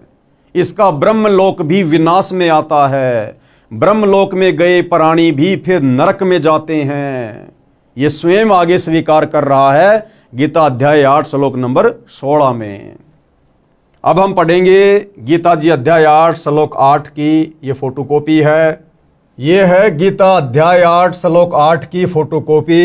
भाई और बहनों, यहाँ पर पीडीएफ में थोड़ा साफ दिखाई नहीं दे रहा होगा, मैं आपको मोबाइल से सुना देता हूँ। इसमें काल ब्रह्म के द्वारा गीता का ज्ञान देते समय अर्जुन को कहा गया है कि जो व्यक्ति अभ्यास के द्वारा अपने मन को एकाग्र करके लगातार परम पुरुष ईश्वर का ध्यान करता है, वह निश्चय ही मुझे ईश्वर को प्राप्त कर लेता है। यहाँ भाई और बहनों, ये थोड़ी सी अटकलबाजी कर गया। यहाँ पर यह काल जीव को भ्रमित करने की दृष्टि से अटकलबाजी कर रहा है और क्या कह रहा है कि जो व्यक्ति अभ्यास के द्वारा अपने मन को एकाग्र करके यानी सत भक्ति करके अपने मन को एकाग्र करके लगातार परम पुरुष का ध्यान करता है। परम पुरुष कौन? परम अक्षर ब्रह्म, सनातन परम धाम का मालिक कबीर देव। जो व्यक्ति अपने मन को एकाग्र करके लगातार परम पुरुष का ध्यान करता है वह निश्चय ही मुझे प्राप्त कर लेता है। अरे भैया, परम अक्षर ब्रह्म का ध्यान करने वाला तुझे कैसे प्राप्त होगा? क्योंकि इसने पहले स्पष्ट कर दिया कि शरीर छोड़ते समय अंत काल में जो व्यक्ति जिसका भी स्मरण करता है उसी के लोक में जाएगा। तो यहां पर यह खुद कह रहा है कि जो व्यक्ति अभ्यास के द्वारा अपने मन को एकाग्र करके लगातार परम पुरुष का ध्यान करता है, तो भाई जो परम पुरुष का ध्यान करेगा वो तो परम पुरुष के लोक में जाएगा, सतलोक में।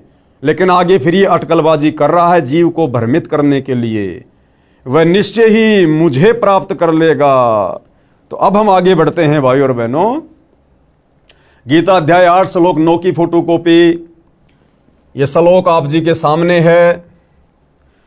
जो पुरुष सर्वज्ञ, अनादि, सबके नियंता, सूक्ष्म से भी अति सूक्ष्म, सबके धारण पोषण करने वाले, अचिंत्य स्वरूप, सूर्य के सदृश नित्य चेतन प्रकाश रूप और अविद्या से अति परे शुद्ध सच्चिदानंद घन ब्रह्म परमेश्वर का सुमरण करता है।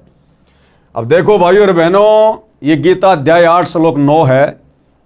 बहुत सारे भाई बहन उस समय सवाल करते हैं जब सतगुरु रामपाल जी वेदों में कबीर नाम लिखा हुआ बताते हैं कि देखो जी वेदों में उस परमेश्वर का नाम भी लिखा हुआ है, कबीर देव, कबीर अग्नि। तो बहुत सारे भाई बहन ऑब्जेक्शन करते हैं कि जी गीता जी में दिखाओ कबीर जी का गीता में कहाँ नाम लिखा हुआ है, क्योंकि वेदों में परमात्मा का नाम लिखा हुआ है कवि, और कवि के आगे 2 अपसर्ग लगे हुए हैं। तो गुरुदेव ने फिर क्लियर कर दिया कि ये कबीर देव है। तो बहुत सारे भाई बहन फिर सवाल करते हैं जी गीता में दिखाओ कबीर जी का कहीं नाम है। तो यदि गीता जी चारों वेदों का इसार है तो गीता जी में भी तो कबीर जी का नाम होना चाहिए। तो भाई और बहनों, गीता जी अध्याय 8 श्लोक नंबर 9, इसमें साफ साफ लिखा हुआ है जो पुरुष सर्वज्ञ। अब इन्होंने ये लिखा हुआ है कवीम। अब इन गीता के अनुवादकों ने, क्योंकि इनको तत्व ज्ञान तो था नहीं, और इन्होंने कवियम की जगह सर्वज्ञ कर दिया, जबकि कोई भी कवि कभी भी सर्वज्ञ हो ही नहीं सकता। किसी भी कवि को संपूर्ण सृष्टि का ज्ञान हो ही नहीं सकता। तो असल में जो कवि की भूमिका निभाई थी वो भी कबीर जी ने निभाई थी। तो यहां पर सर्वज्ञ कर दिया, तो सर्वज्ञ तो केवल भाई कबीर परमात्मा ही है, सृष्टि में दूसरा कोई नहीं है। तो गीता अध्याय 8 श्लोक 9 में साफ साफ उस परमेश्वर का नाम लिखा हुआ है। ये कविम पुराणम अनुशासितारम अणो अणियांसम, साफ साफ लिखा हुआ है। जो पुरुष यानी जो परमात्मा, जो भगवान सर्वज्ञ है। अब सर्वज्ञ तो सारी सृष्टि में एक ही है, कबीर देव। जो पुरुष यानी परमात्मा सर्वज्ञ है, यानी सब कुछ जानने वाला है। अनादि, अनादि यानी सबसे पहले वाला। सबके नियंता यानी सबके ऊपर जिसकी सत्ता है। सूक्ष्म से भी अति सूक्ष्म, और सबके धारण पोषण करने वाले। तो भाई सबका धारण पोषण करने वाला तो एक ही परमात्मा है, परम अक्षर ब्रह्म कबीर देव। अचिंत्य स्वरूपम, सूर्य के सदृश से नित्य चेतन प्रकाश रूप और अविद्या से अति परे, अविद्या यानी अज्ञान से दूर, सच्चिदानंद घन ब्रह्म परमेश्वर का सुमरण करता है। यानी अंत समय में शरीर छोड़ते समय जो व्यक्ति परम अक्षर ब्रह्म सच्चिदानंद घन ब्रह्म यानी कबीर देव का सुमरण करता है, सच्चे सतगुरु से, तत्वदर्शी संत से उपदेश लेकर। फिर गीता अध्याय 8 श्लोक 10 की फोटोकॉपी, ये श्लोक आप जियों के सामने है। इसमें क्या लिखा गया है? वह भक्ति युक्त पुरुष अंत काल में भी योग बल से, योग बल यानी भक्ति की शक्ति से, यानी जो सत भक्ति आप और हमें पूज्य गुरुदेव भगवान ने दी है, योग यानी भक्ति, बल यानी भक्ति की शक्ति से, वह भक्ति युक्त पुरुष यानी साधक भगत अंत काल में यानी शरीर छोड़ते समय योग बल से यानी भक्ति की शक्ति से भ्रकुटी के मध्य में प्राणों को अच्छी प्रकार निश्चल मन से सुमरण करता हुआ उस दिव्य रूप परम पुरुष परमात्मा को ही प्राप्त होता है। तो गीता ज्ञान देने वाले काल ब्रह्म ने बिल्कुल क्लियर कर दिया है कि भक्ति की शक्ति से अंत समय में ये प्राणी जिसका भी ध्यान करेगा, जैसे परम अक्षर ब्रह्म का ध्यान करेगा, सच्चे गुरु से नाम लेकर, तत्वदर्शी संत से उपदेश लेकर, तो अंत काल में शरीर छोड़ते समय ये प्राणी उसी को प्राप्त होगा। किसको? परम पुरुष परमात्मा को ही प्राप्त होता है। तो यहां इस काल ब्रह्म ने बिल्कुल क्लियर करना पड़ा। जिस सच्चाई को बार बार ये छुपा रहा था, अपने को ही परम पुरुष साबित करने में लगा हुआ था अर्जुन के सामने, तो परमेश्वर ने इसकी बुद्धि फेरी काल ब्रह्म की, और हकीकत इसी के मुंह से गीता जी के बहुत सारे अध्याय और श्लोकों में निकलवा दी।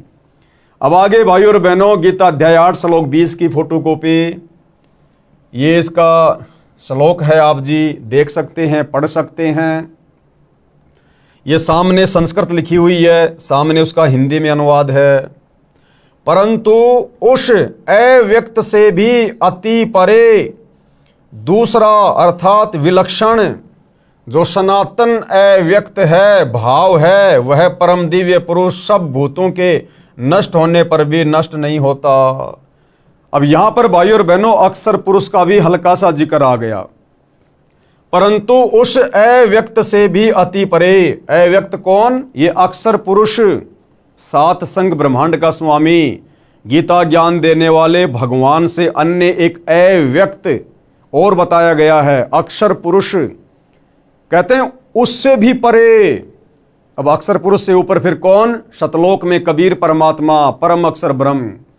परंतु उस अव्यक्त से भी अति परे दूसरा अर्थात विलक्षण जो सनातन अव्यक्त भाव है, वह परम दिव्य पुरुष सब भूतों के नष्ट होने पर भी नष्ट नहीं होता। यानी वो कबीर परमात्मा, परम अक्षर ब्रह्म, शतलोक का राजा, सभी प्राणियों के नष्ट होने पर भी वो नष्ट नहीं होता। यानी वो अकाल मूर्त है, वो अविनाशी है। आगे गीता अध्याय 8 श्लोक 21 की फोटोकॉपी। अब यहां पर भाई और बहनों गुरुदेव ने क्लियर क्या करना चाहा है कि ये खुद गीता का ज्ञान देने वाला काल ब्रह्म अपने से अन्य किसी और परम अक्षर ब्रह्म की ओर संकेत कर रहा है कि वो सबके नष्ट होने पर भी नष्ट नहीं होता। यानी ये गीता ज्ञानदाता भी नष्ट होता है, इसके भी जन्म और मृत्यु है, उस अक्षर पुरुष की भी जन्म और मृत्यु है। लेकिन अक्षर पुरुष यानी उस दूसरे नंबर के अव्यक्त से भी ऊपर जो परम अक्षर पुरुष है, कबीर देव है, जो शतलोक में रहता है, सत्य पुरुष है, वो सब भूतों के यानी सब प्राणियों के नष्ट होने पर भी नष्ट नहीं होता। तो गीता ज्ञानदाता काल ब्रह्म कह रहा है कि भैया मेरी भी जन्म और मृत्यु होती है, मैं भी अविनाशी नहीं हूं। वो अविनाशी तो परम अक्षर ब्रह्म है जो सब भूतों यानी प्राणियों के नष्ट होने पर भी नष्ट नहीं होता है। तो हिंदू समाज के भाई और बहनों को थोड़ा विचार करना चाहिए। जिस गीता ज्ञान देने वाले भगवान को हमने उत्तम भगवान मान लिया था, हमारे धर्म गुरुओं की नादानी के कारण, शास्त्रों का ज्ञान ना होने के कारण, वो गीता का ज्ञान देने वाला भगवान काल ब्रह्म वो तो कह रहा है कि मेरे से अन्य है वो परम अक्षर ब्रह्म जो कभी भी नष्ट नहीं होता, वो अविनाशी है और उसी की भक्ति से पूर्ण मोक्ष होगा। आगे गीता अध्याय 8 श्लोक 21 की फोटोकॉपी, श्लोक संस्कृत में आप जियों के सामने है। अव्यक्त अक्षर इस नाम से कहा गया है, उसी अक्षर नामक अव्यक्त भाव को परम गति कहते हैं। यानी जो व्यक्ति उस परम पुरुष की भक्ति करके, अक्षर पुरुष ब्रह्म की भक्ति करके, साधना करके, तत्वदर्शी संत से साधना लेकर जो उस कबीर देव परम अक्षर ब्रह्म की भक्ति करता है और जो उसके लोक में चला जाता है, कहते हैं उसी को परम गति कहते हैं। यानी उस सनातन परम धाम में जाने के बाद ये प्राणी वापस लौटकर संसार में नहीं आता। वहां जाने के बाद कभी भी जीव की मृत्यु नहीं होती है, कभी बुढ़ापा नहीं आता है, वहां सर्व सुख हैं। जिस सनातन अव्यक्त भाव को प्राप्त होकर मनुष्य वापस नहीं आते, कहां? इस काल ब्रह्म के 21 ब्रह्मांड में, इस मृत्यु लोक में, 84 लाख योनियों में, वह मेरा परम धाम है। गीता का ज्ञान देने वाला काल ब्रह्म, ब्रह्मा विष्णु महेश का पिता, दुर्गा का पति, गीता का ज्ञान देते समय अब क्या कह रहा है कि मेरा भी वही परम धाम है, यानी अर्जुन मैं भी उसी परम धाम से आया हुआ हूं, मैं भी उसी सतलोक से यहां नीचे आया हुआ हूं। अब ये सारी जानकारी जब आप सृष्टि रचना पढ़ेंगे तब पता चलेगा कि परम अक्षर ब्रह्म ने, सत्य पुरुष ने, कबीर देव ने इस काल ब्रह्म को क्यों श्राप दिया, क्यों इसको दुर्गा और हम सभी प्राणियों समेत नीचे 21 ब्रह्मांड में भेज दिया। और यहां गीता अध्याय 8 श्लोक 21 में ये गीता ज्ञान देने वाला भगवान खुद स्वीकार कर रहा है कि वह मेरा परम धाम है, कि अर्जुन मैं भी वहीं का निवासी था, मैं भी पहले वही रहा करता था, उसी परम अक्षर ब्रह्म के धाम में, सतलोक में। तो क्लियर कर दिया है भाइयों और बहनों कि गीता ज्ञानदाता सर्वश्रेष्ठ परमात्मा नहीं है, इससे ऊपर सर्वश्रेष्ठ परमात्मा परम अक्षर ब्रह्म है, सत्य पुरुष है, कबीर देव है, जिसकी साधना तत्वदर्शी संत से लेकर करने से ही हमारी आत्मा का कल्याण होगा। आगे गीता अध्याय 8 श्लोक 22 की फोटोकॉपी, ये संस्कृत में श्लोक लिखा हुआ है, इधर संस्कृत है, सामने बिल्कुल हिंदी है। हे पार्थ यानी हे अर्जुन, जिस परमात्मा के अंतर्गत सर्वभूत हैं, सर्वभूत यानी सभी प्राणी। अब बताओ, ये गीता का ज्ञान देने वाला ब्रह्म अपने से अन्य किसी और परमात्मा का जिक्र कर रहा है यहां पर, तो फिर गीता का ज्ञान देने वाला ब्रह्म सर्वश्रेष्ठ परमात्मा कहां हुआ? ये तो कह रहा कि हे पार्थ, हे अर्जुन, जिस परमात्मा के अंतर्गत यानी जिस परम अक्षर ब्रह्म के अंडर में सर्वभूत हैं यानी सभी प्राणी हैं, और जिस सच्चिदानंद घन ब्रह्म परमात्मा से यह समस्त जगत परिपूर्ण है, और जिसने इस समस्त सृष्टि की रचना की है, वह सनातन अव्यक्त परम पुरुष तो अनन्य भक्ति से ही प्राप्त होने योग्य है। गीता ज्ञान देने वाला काल ब्रह्म कह रहा कि अर्जुन, जिस परमात्मा के अंतर्गत यानी जिस परम अक्षर ब्रह्म के, सत्य पुरुष के, कबीर जी के अंतर्गत सर्वभूत यानी सभी प्राणी हैं, और जिस सच्चिदानंद घन परमात्मा से यह समस्त जगत परिपूर्ण है यानी जिसने सारी सृष्टि की रचना की, वह सनातन यानी सदा रहने वाला अव्यक्त परम पुरुष तो अनन्य भक्ति से ही प्राप्त होने योग्य है। अनन्य भक्ति यानी केवल एक उसी की भक्ति, अन्य किसी की पूजा नहीं, ना इस काल ब्रह्म की। ये बात कहकर ये काल ब्रह्म अपनी पूजा के लिए भी मना कर रहा है, अपनी साधना के लिए भी मना कर रहा है। वो परम अक्षर ब्रह्म सनातन परमात्मा केवल अनन्य भक्ति से, अनन्य भक्ति का मतलब होता है केवल एक को ही अपना इष्ट मानकर पूजना। इसलिए भाइयों और बहनों, गीता जी स्वयं देवी देवताओं की पूजा को मना कर रही है, ब्रह्मा विष्णु महेश की पूजा को मना कर रही है, और गीता ज्ञान देने वाला इस 21 ब्रह्मांड का स्वामी ये काल निरंजन अपनी खुद की भक्ति करने को भी मना कर रहा है कि भैया पूजा तो केवल उस परम अक्षर ब्रह्म की करो, तभी तुम्हें सनातन परम धाम मिलेगा। आगे बढ़ते हैं भाइयों और बहनों, गीता अध्याय 15 श्लोक 17 की फोटोकॉपी। अब यहां पर बिल्कुल क्लियर कर दिया गया है, उत्तम पुरुष तु अन्य परमात्मा इति उदाहरते, ये लोकत्रयम अवश्य विभर्ति अवय ईश्वर। उत्तम पुरुष तु अन्य यानी उत्तम, उत्तम यानी सर्वश्रेष्ठ, उत्तम यानी सर्वश्रेष्ठ, और ये पुरुष, पुरुष यानी परमात्मा, गीता का ज्ञान देने वाला भगवान, ये काल ब्रह्म, ब्रह्मा विष्णु महेश का पिता, दुर्गा का पति, स्पष्ट कर रहा है कि अर्जुन, सर्वश्रेष्ठ परमात्मा तो कोई और ही है। यानी स्वयं गीता का ज्ञान देने वाला काल ब्रह्म सर्वश्रेष्ठ परमात्मा नहीं है। और क्या कह रहा है?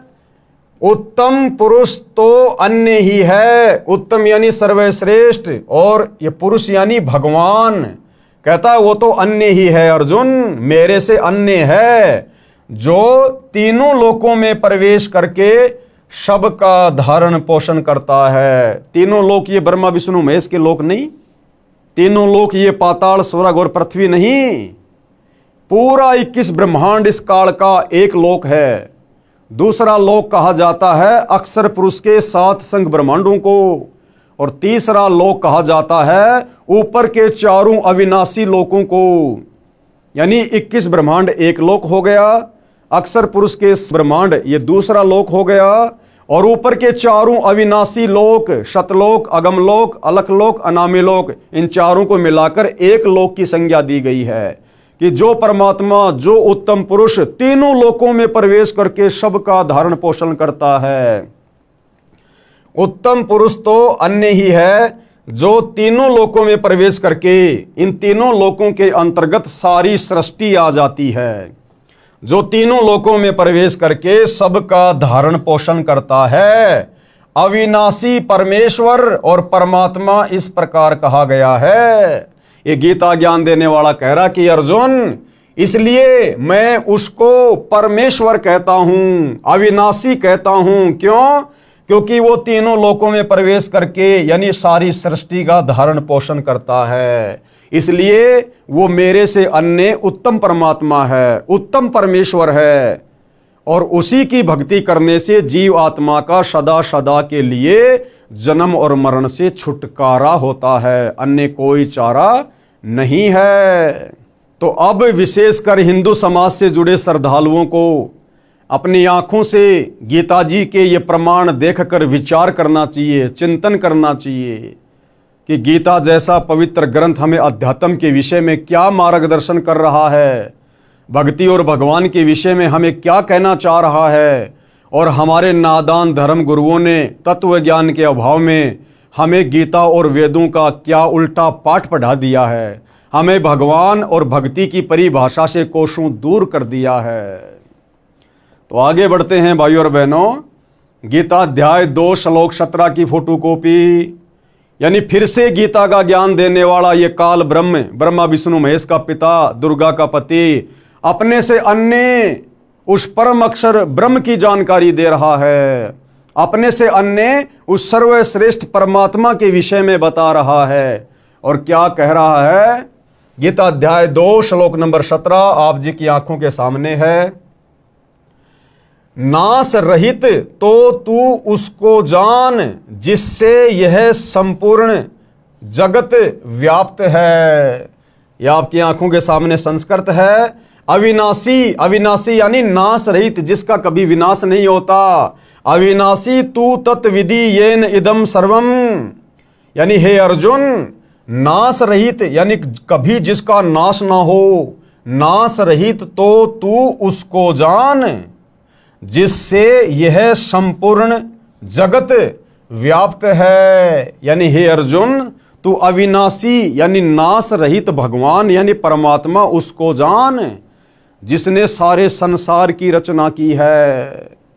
अगर सारे संसार की रचना करने वाला भगवान ये गीता का ज्ञान देने वाला ब्रह्म होता तो अर्जुन को अपने से अन्य किसी और की तरफ संकेत ना करता। क्लियर है भाइयों और बहनों कि नाश रहित तो तू उसको जान जिससे यह संपूर्ण जगत व्याप्त है यानी विद्यमान है। इस अविनाशी का विनाश करने में कोई भी समर्थ नहीं है। क्लियर कर दिया गीता के ज्ञान देने वाले ने, जिसको हिंदू समाज अपना भगवान मानता है। वो कह रहा कि अर्जुन, उसका नाश करने में कोई भी समर्थ नहीं है, यानी एकमात्र सृष्टि में वही अविनाशी परमात्मा है, परम अक्षर ब्रह्म, सत्य पुरुष। गीता ज्ञान बोलने वाले ने अपनी स्थिति गीता अध्याय 2 श्लोक 12, गीता अध्याय 4 श्लोक 5, गीता अध्याय 10 श्लोक 2 में इस प्रकार बताई है। अब ये गीता ज्ञान देने वाला कौन? काल ब्रह्म, जो श्री कृष्ण जी के शरीर में प्रेत की तरह प्रवेश करके गीता का ज्ञान दे रहा है। अब भाइयों और बहनों, इन श्लोकों में कौन कौन से श्लोकों में? गीता अध्याय 2 श्लोक 12, गीता अध्याय 4 श्लोक 5 और गीता अध्याय 10 श्लोक 2 में अपने विषय में कह रहा है ये काल ब्रह्म कि अर्जुन, तेरे और मेरे बहुत से जन्म हो चुके हैं।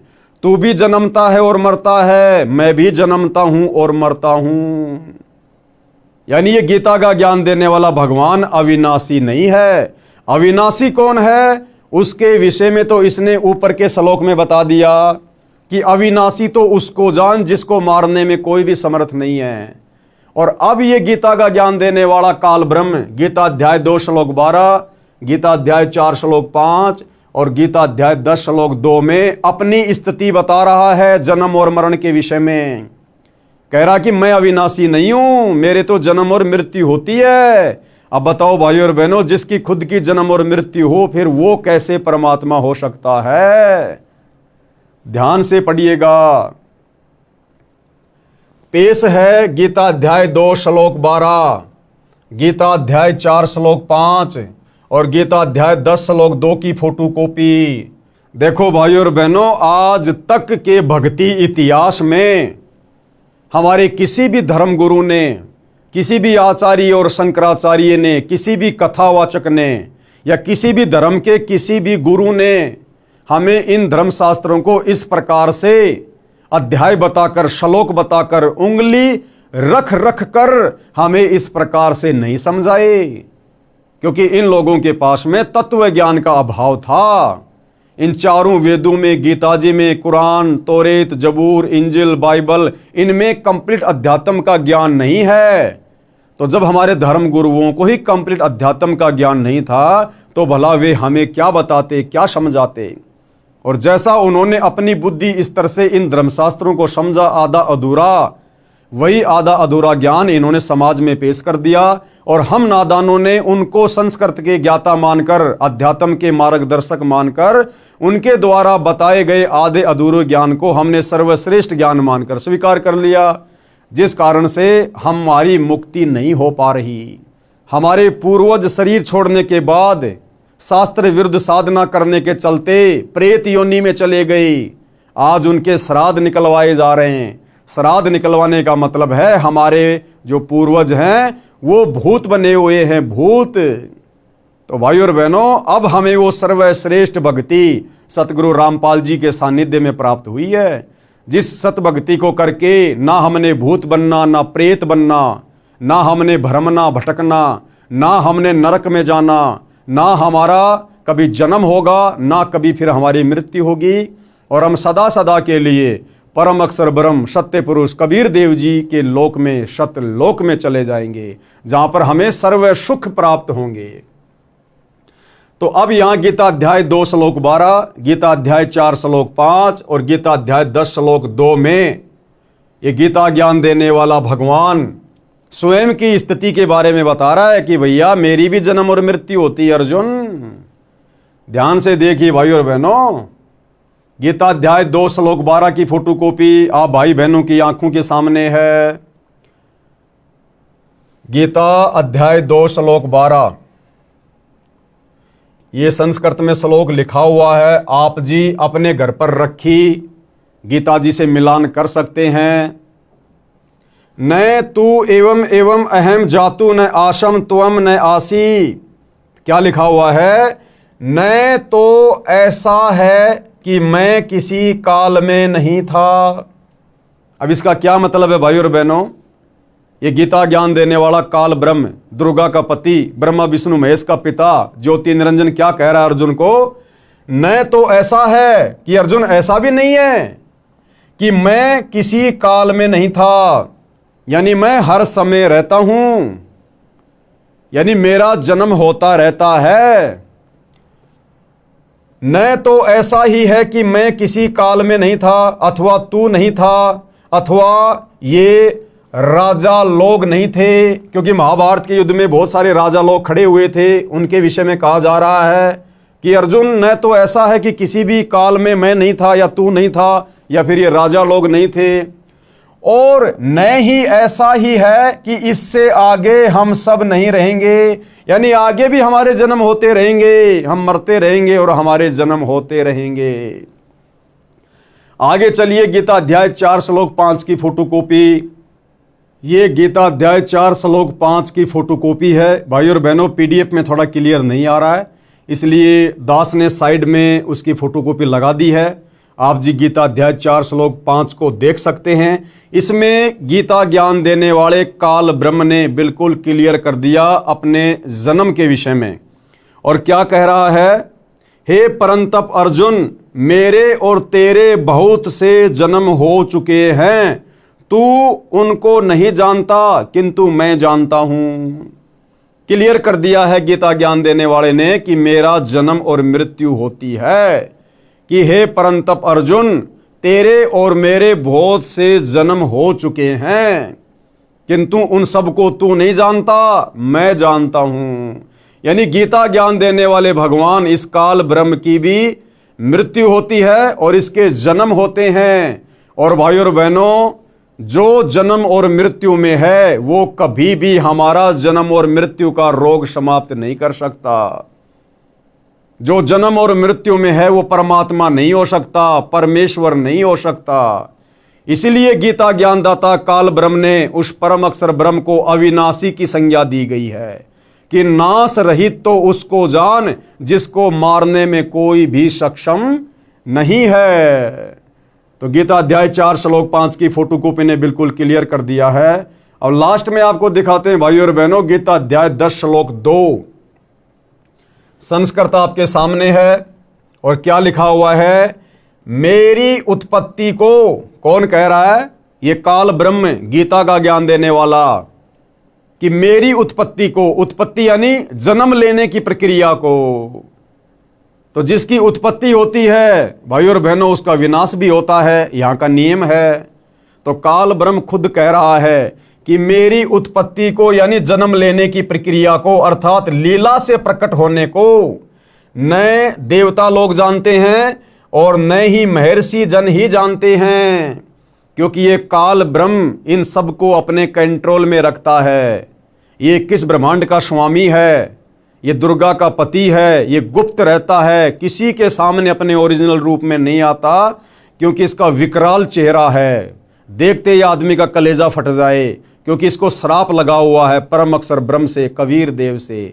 इसलिए ये गुप्त रहता है 21वें ब्रह्मांड में और सारा का सारा कार्य अपनी पत्नी दुर्गा और अपने तीनों पुत्रों ब्रह्मा विष्णु महेश के माध्यम से करवाता है।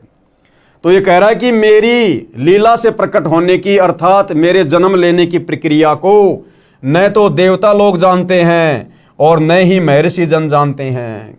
अब भाइयों और बहनों, ब्रह्मा विष्णु महेश से भी इसने सच्चाई को छुपा रखा है कि यदि मेरे विषय में इस सच्चाई का मेरे तीनों पुत्रों को पता चल गया तो ये मेरे लिए कार्य नहीं करेंगे। ब्रह्मा जीवों की उत्पत्ति नहीं करेगा, विष्णु उनका पालन पोषण नहीं करेगा और फिर अंत में शंकर जी तमोगुण के प्रभाव से उनको मार मार के मेरे पास भोजन के लिए नहीं भेजेगा। इसलिए ये काल गुप्त रहता है और सारा कार्य धोखे में रखकर अपने तीनों पुत्रों को मैनेजर बनाकर करवा रहा है। इसलिए कह रहा है कि मेरी उत्पत्ति को, अर्थात लीला से प्रकट होने को न तो देवता लोग जानते हैं और न ही महर्षि जन ही जानते हैं, क्योंकि मैं सब प्रकार से देवताओं का और महर्षियों का भी आदि कारण हूं। यानी 21 ब्रह्मांड में इस काल के अंतर्गत जितने भी देवी देवता हैं, ब्रह्मा विष्णु महेश है, ये महर्षि जन है, ये सब इस काल के अधीन हैं, इनकी पहुंच काल तक नहीं है। इसीलिए तो भाइयों और बहनों, आज तक ये अध्यात्म ज्ञान बिल्कुल 0/0 था। किसी ने भी परमात्मा के विषय में सटीक जानकारी नहीं दी, जिससे भी पूछा उसी ने बता दिया परमात्मा तो निराकार है, क्योंकि सब काल के नीचे हैं और ये गुप्त रहता है, किसी के सामने नहीं आता। इसलिए अपनी असलियत बताने के लिए दुर्गा को भी मना कर रखा है कि मेरे विषय में यदि किसी को सच्चाई बता दी तो मेरे से बुरा और कोई नहीं होगा। ये आप जिस सृष्टि रचना को पढ़ेंगे तब पता चलेगा। इसलिए इस 21 ब्रह्मांड के सभी प्राणी ब्रह्मा विष्णु महेश से ज्ञान प्राप्त, ये नीचे के ये महर्षि जन, साधु संत महात्मा, ये सब लोग भ्रमित हैं भक्ति और भगवान को लेकर। आगे बढ़ते हैं भाइयों और बहनों, इन श्लोकों में स्पष्ट किया है कि हे अर्जुन, तेरे और मेरे बहुत जन्म हो चुके हैं। कौन कह रहा है? गीता का ज्ञान देने वाला ये काल ब्रह्म। इन श्लोकों में स्पष्ट किया है कि हे अर्जुन, तेरे और मेरे बहुत जन्म हो चुके हैं, तू नहीं जानता, मैं जानता हूं। मैं और ये राजा लोग तथा तू पहले भी जन्मे थे, आगे भी जन्मेंगे। अब भैया जिसका जन्म और मरण है वो भगवान कैसे हो सकता है? खुद गीता ज्ञान देने वाला काल ब्रह्म स्वीकार कर रहा है। मेरी उत्पत्ति को न ऋषिजन जानते हैं न देवता जानते हैं। हम रामपाल दास व अनुयायी गीता का आदेश पालन करते हुए उसी परमेश्वर की शरण में जा चुके हैं। हम परम अक्षर ब्रह्म यानी सत्य पुरुष जी को इष्ट रूप में प्रतिष्ठित करके अपने धर्म कर्म तथा पूजा साधना करते हैं।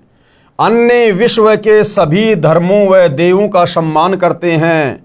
दास यानी लेखक कौन? सतगुरु रामपाल जी। आप हिंदू साहिबानों व विश्व के सब मानव से प्रार्थना करता हूं कि आप भी अविलंब उसी की शरण में जाओ। किसकी शरण में? परम अक्षर ब्रह्म की शरण में, जिसकी शरण में जाने के लिए खुद गीता ज्ञानदाता, ये गीता का ज्ञान बोलने वाला काल ब्रह्म भी कह रहा है। आप सबका मानव जीवन धन्य हो जाएगा। धन्य होने का मतलब है पूर्ण मुक्ति हो जाएगी सदा सदा के लिए उस अविनाशी परमात्मा के अविनाशी लोक में, परम पुरुष के सनातन परम धाम में, सतलोक में चले जाएंगे सतगुरु रामपाल जी से शास्त्र अनुकूल सत भक्ति लेकर, और सदा सदा के लिए इस काल लोक से हमारा जन्म मरण का झंझट ही समाप्त हो जाएगा। दूसरी कोई भी भक्ति पूर्ण मुक्ति की संसार में नहीं है। फिर आगे सवाल खड़ा होता है, किसी ने सवाल किया है, क्या सवाल है? आप लेखक रामपाल दास के धर्म का क्या नाम है? इष्ट कौन है? साधना क्या की जाती है? किस शास्त्र को आधार मानते हो? तो पूज्य गुरुदेव भगवान क्या उत्तर दे रहे हैं? पुस्तक के प्रारंभ में मैंने अपना धर्म स्पष्ट कर दिया है। क्या? हमारा धर्म मानव है।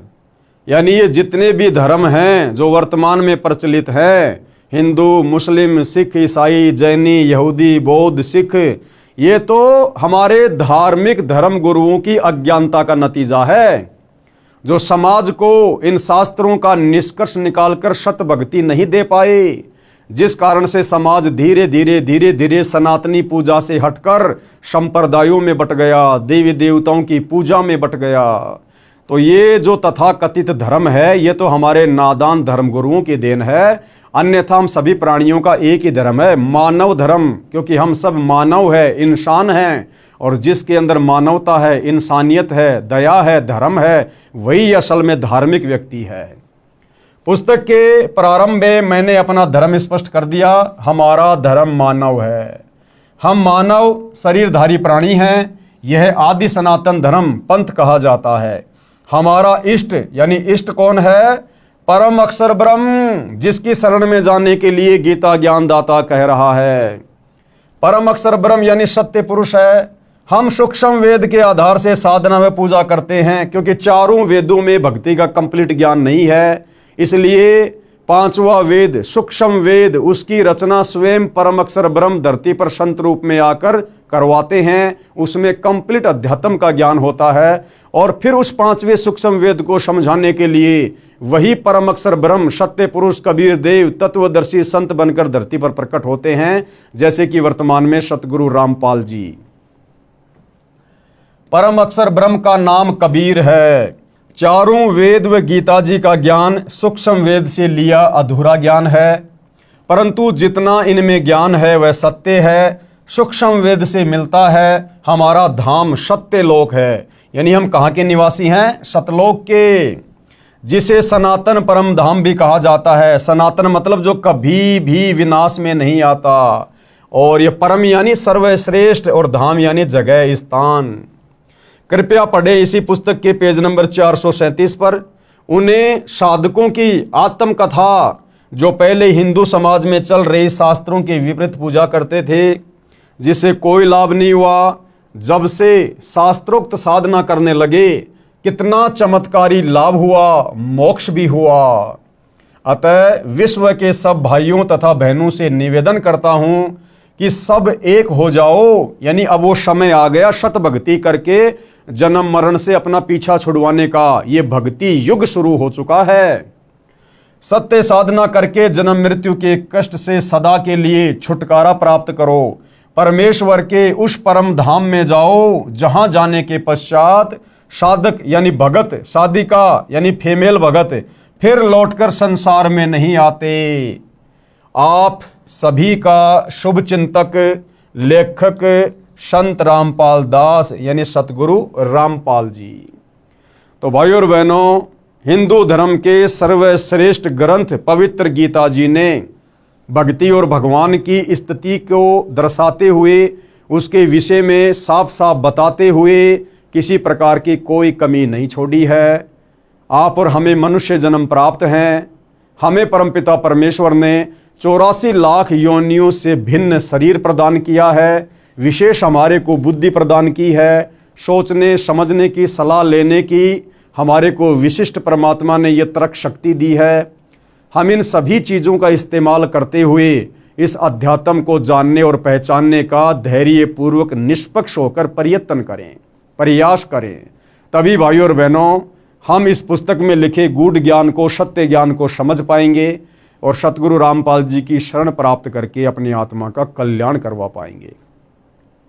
तो भाइयों और बहनों, पवित्र पुस्तक हिंदू साहिबान नहीं समझे गीता वेद पुराण, इस पर आज हमारा ये 3रे नंबर का वीडियो था और आज इस पुस्तक की भूमिका समाप्त हो चुकी है। कल हम इस पुस्तक के 2 अध्याय से शुरू करेंगे आगे, जिसमें समझाया जाएगा 2 अध्याय पवित्र हिंदू शास्त्र वर्सेज हिंदू, यानी पवित्र हिंदू धर्म के पवित्र शास्त्रों में, 4 वेदों में और गीता जी में भक्ति और भगवान के विषय में क्या लिखा हुआ है और हिंदू समाज अपने ही धर्म के सदग्रंथों के विरुद्ध साधना कर रहा है या उन शास्त्रों के अनुसार साधना कर रहा है। इन सब बातों की जानकारी हम कल के वीडियो में प्राप्त करेंगे।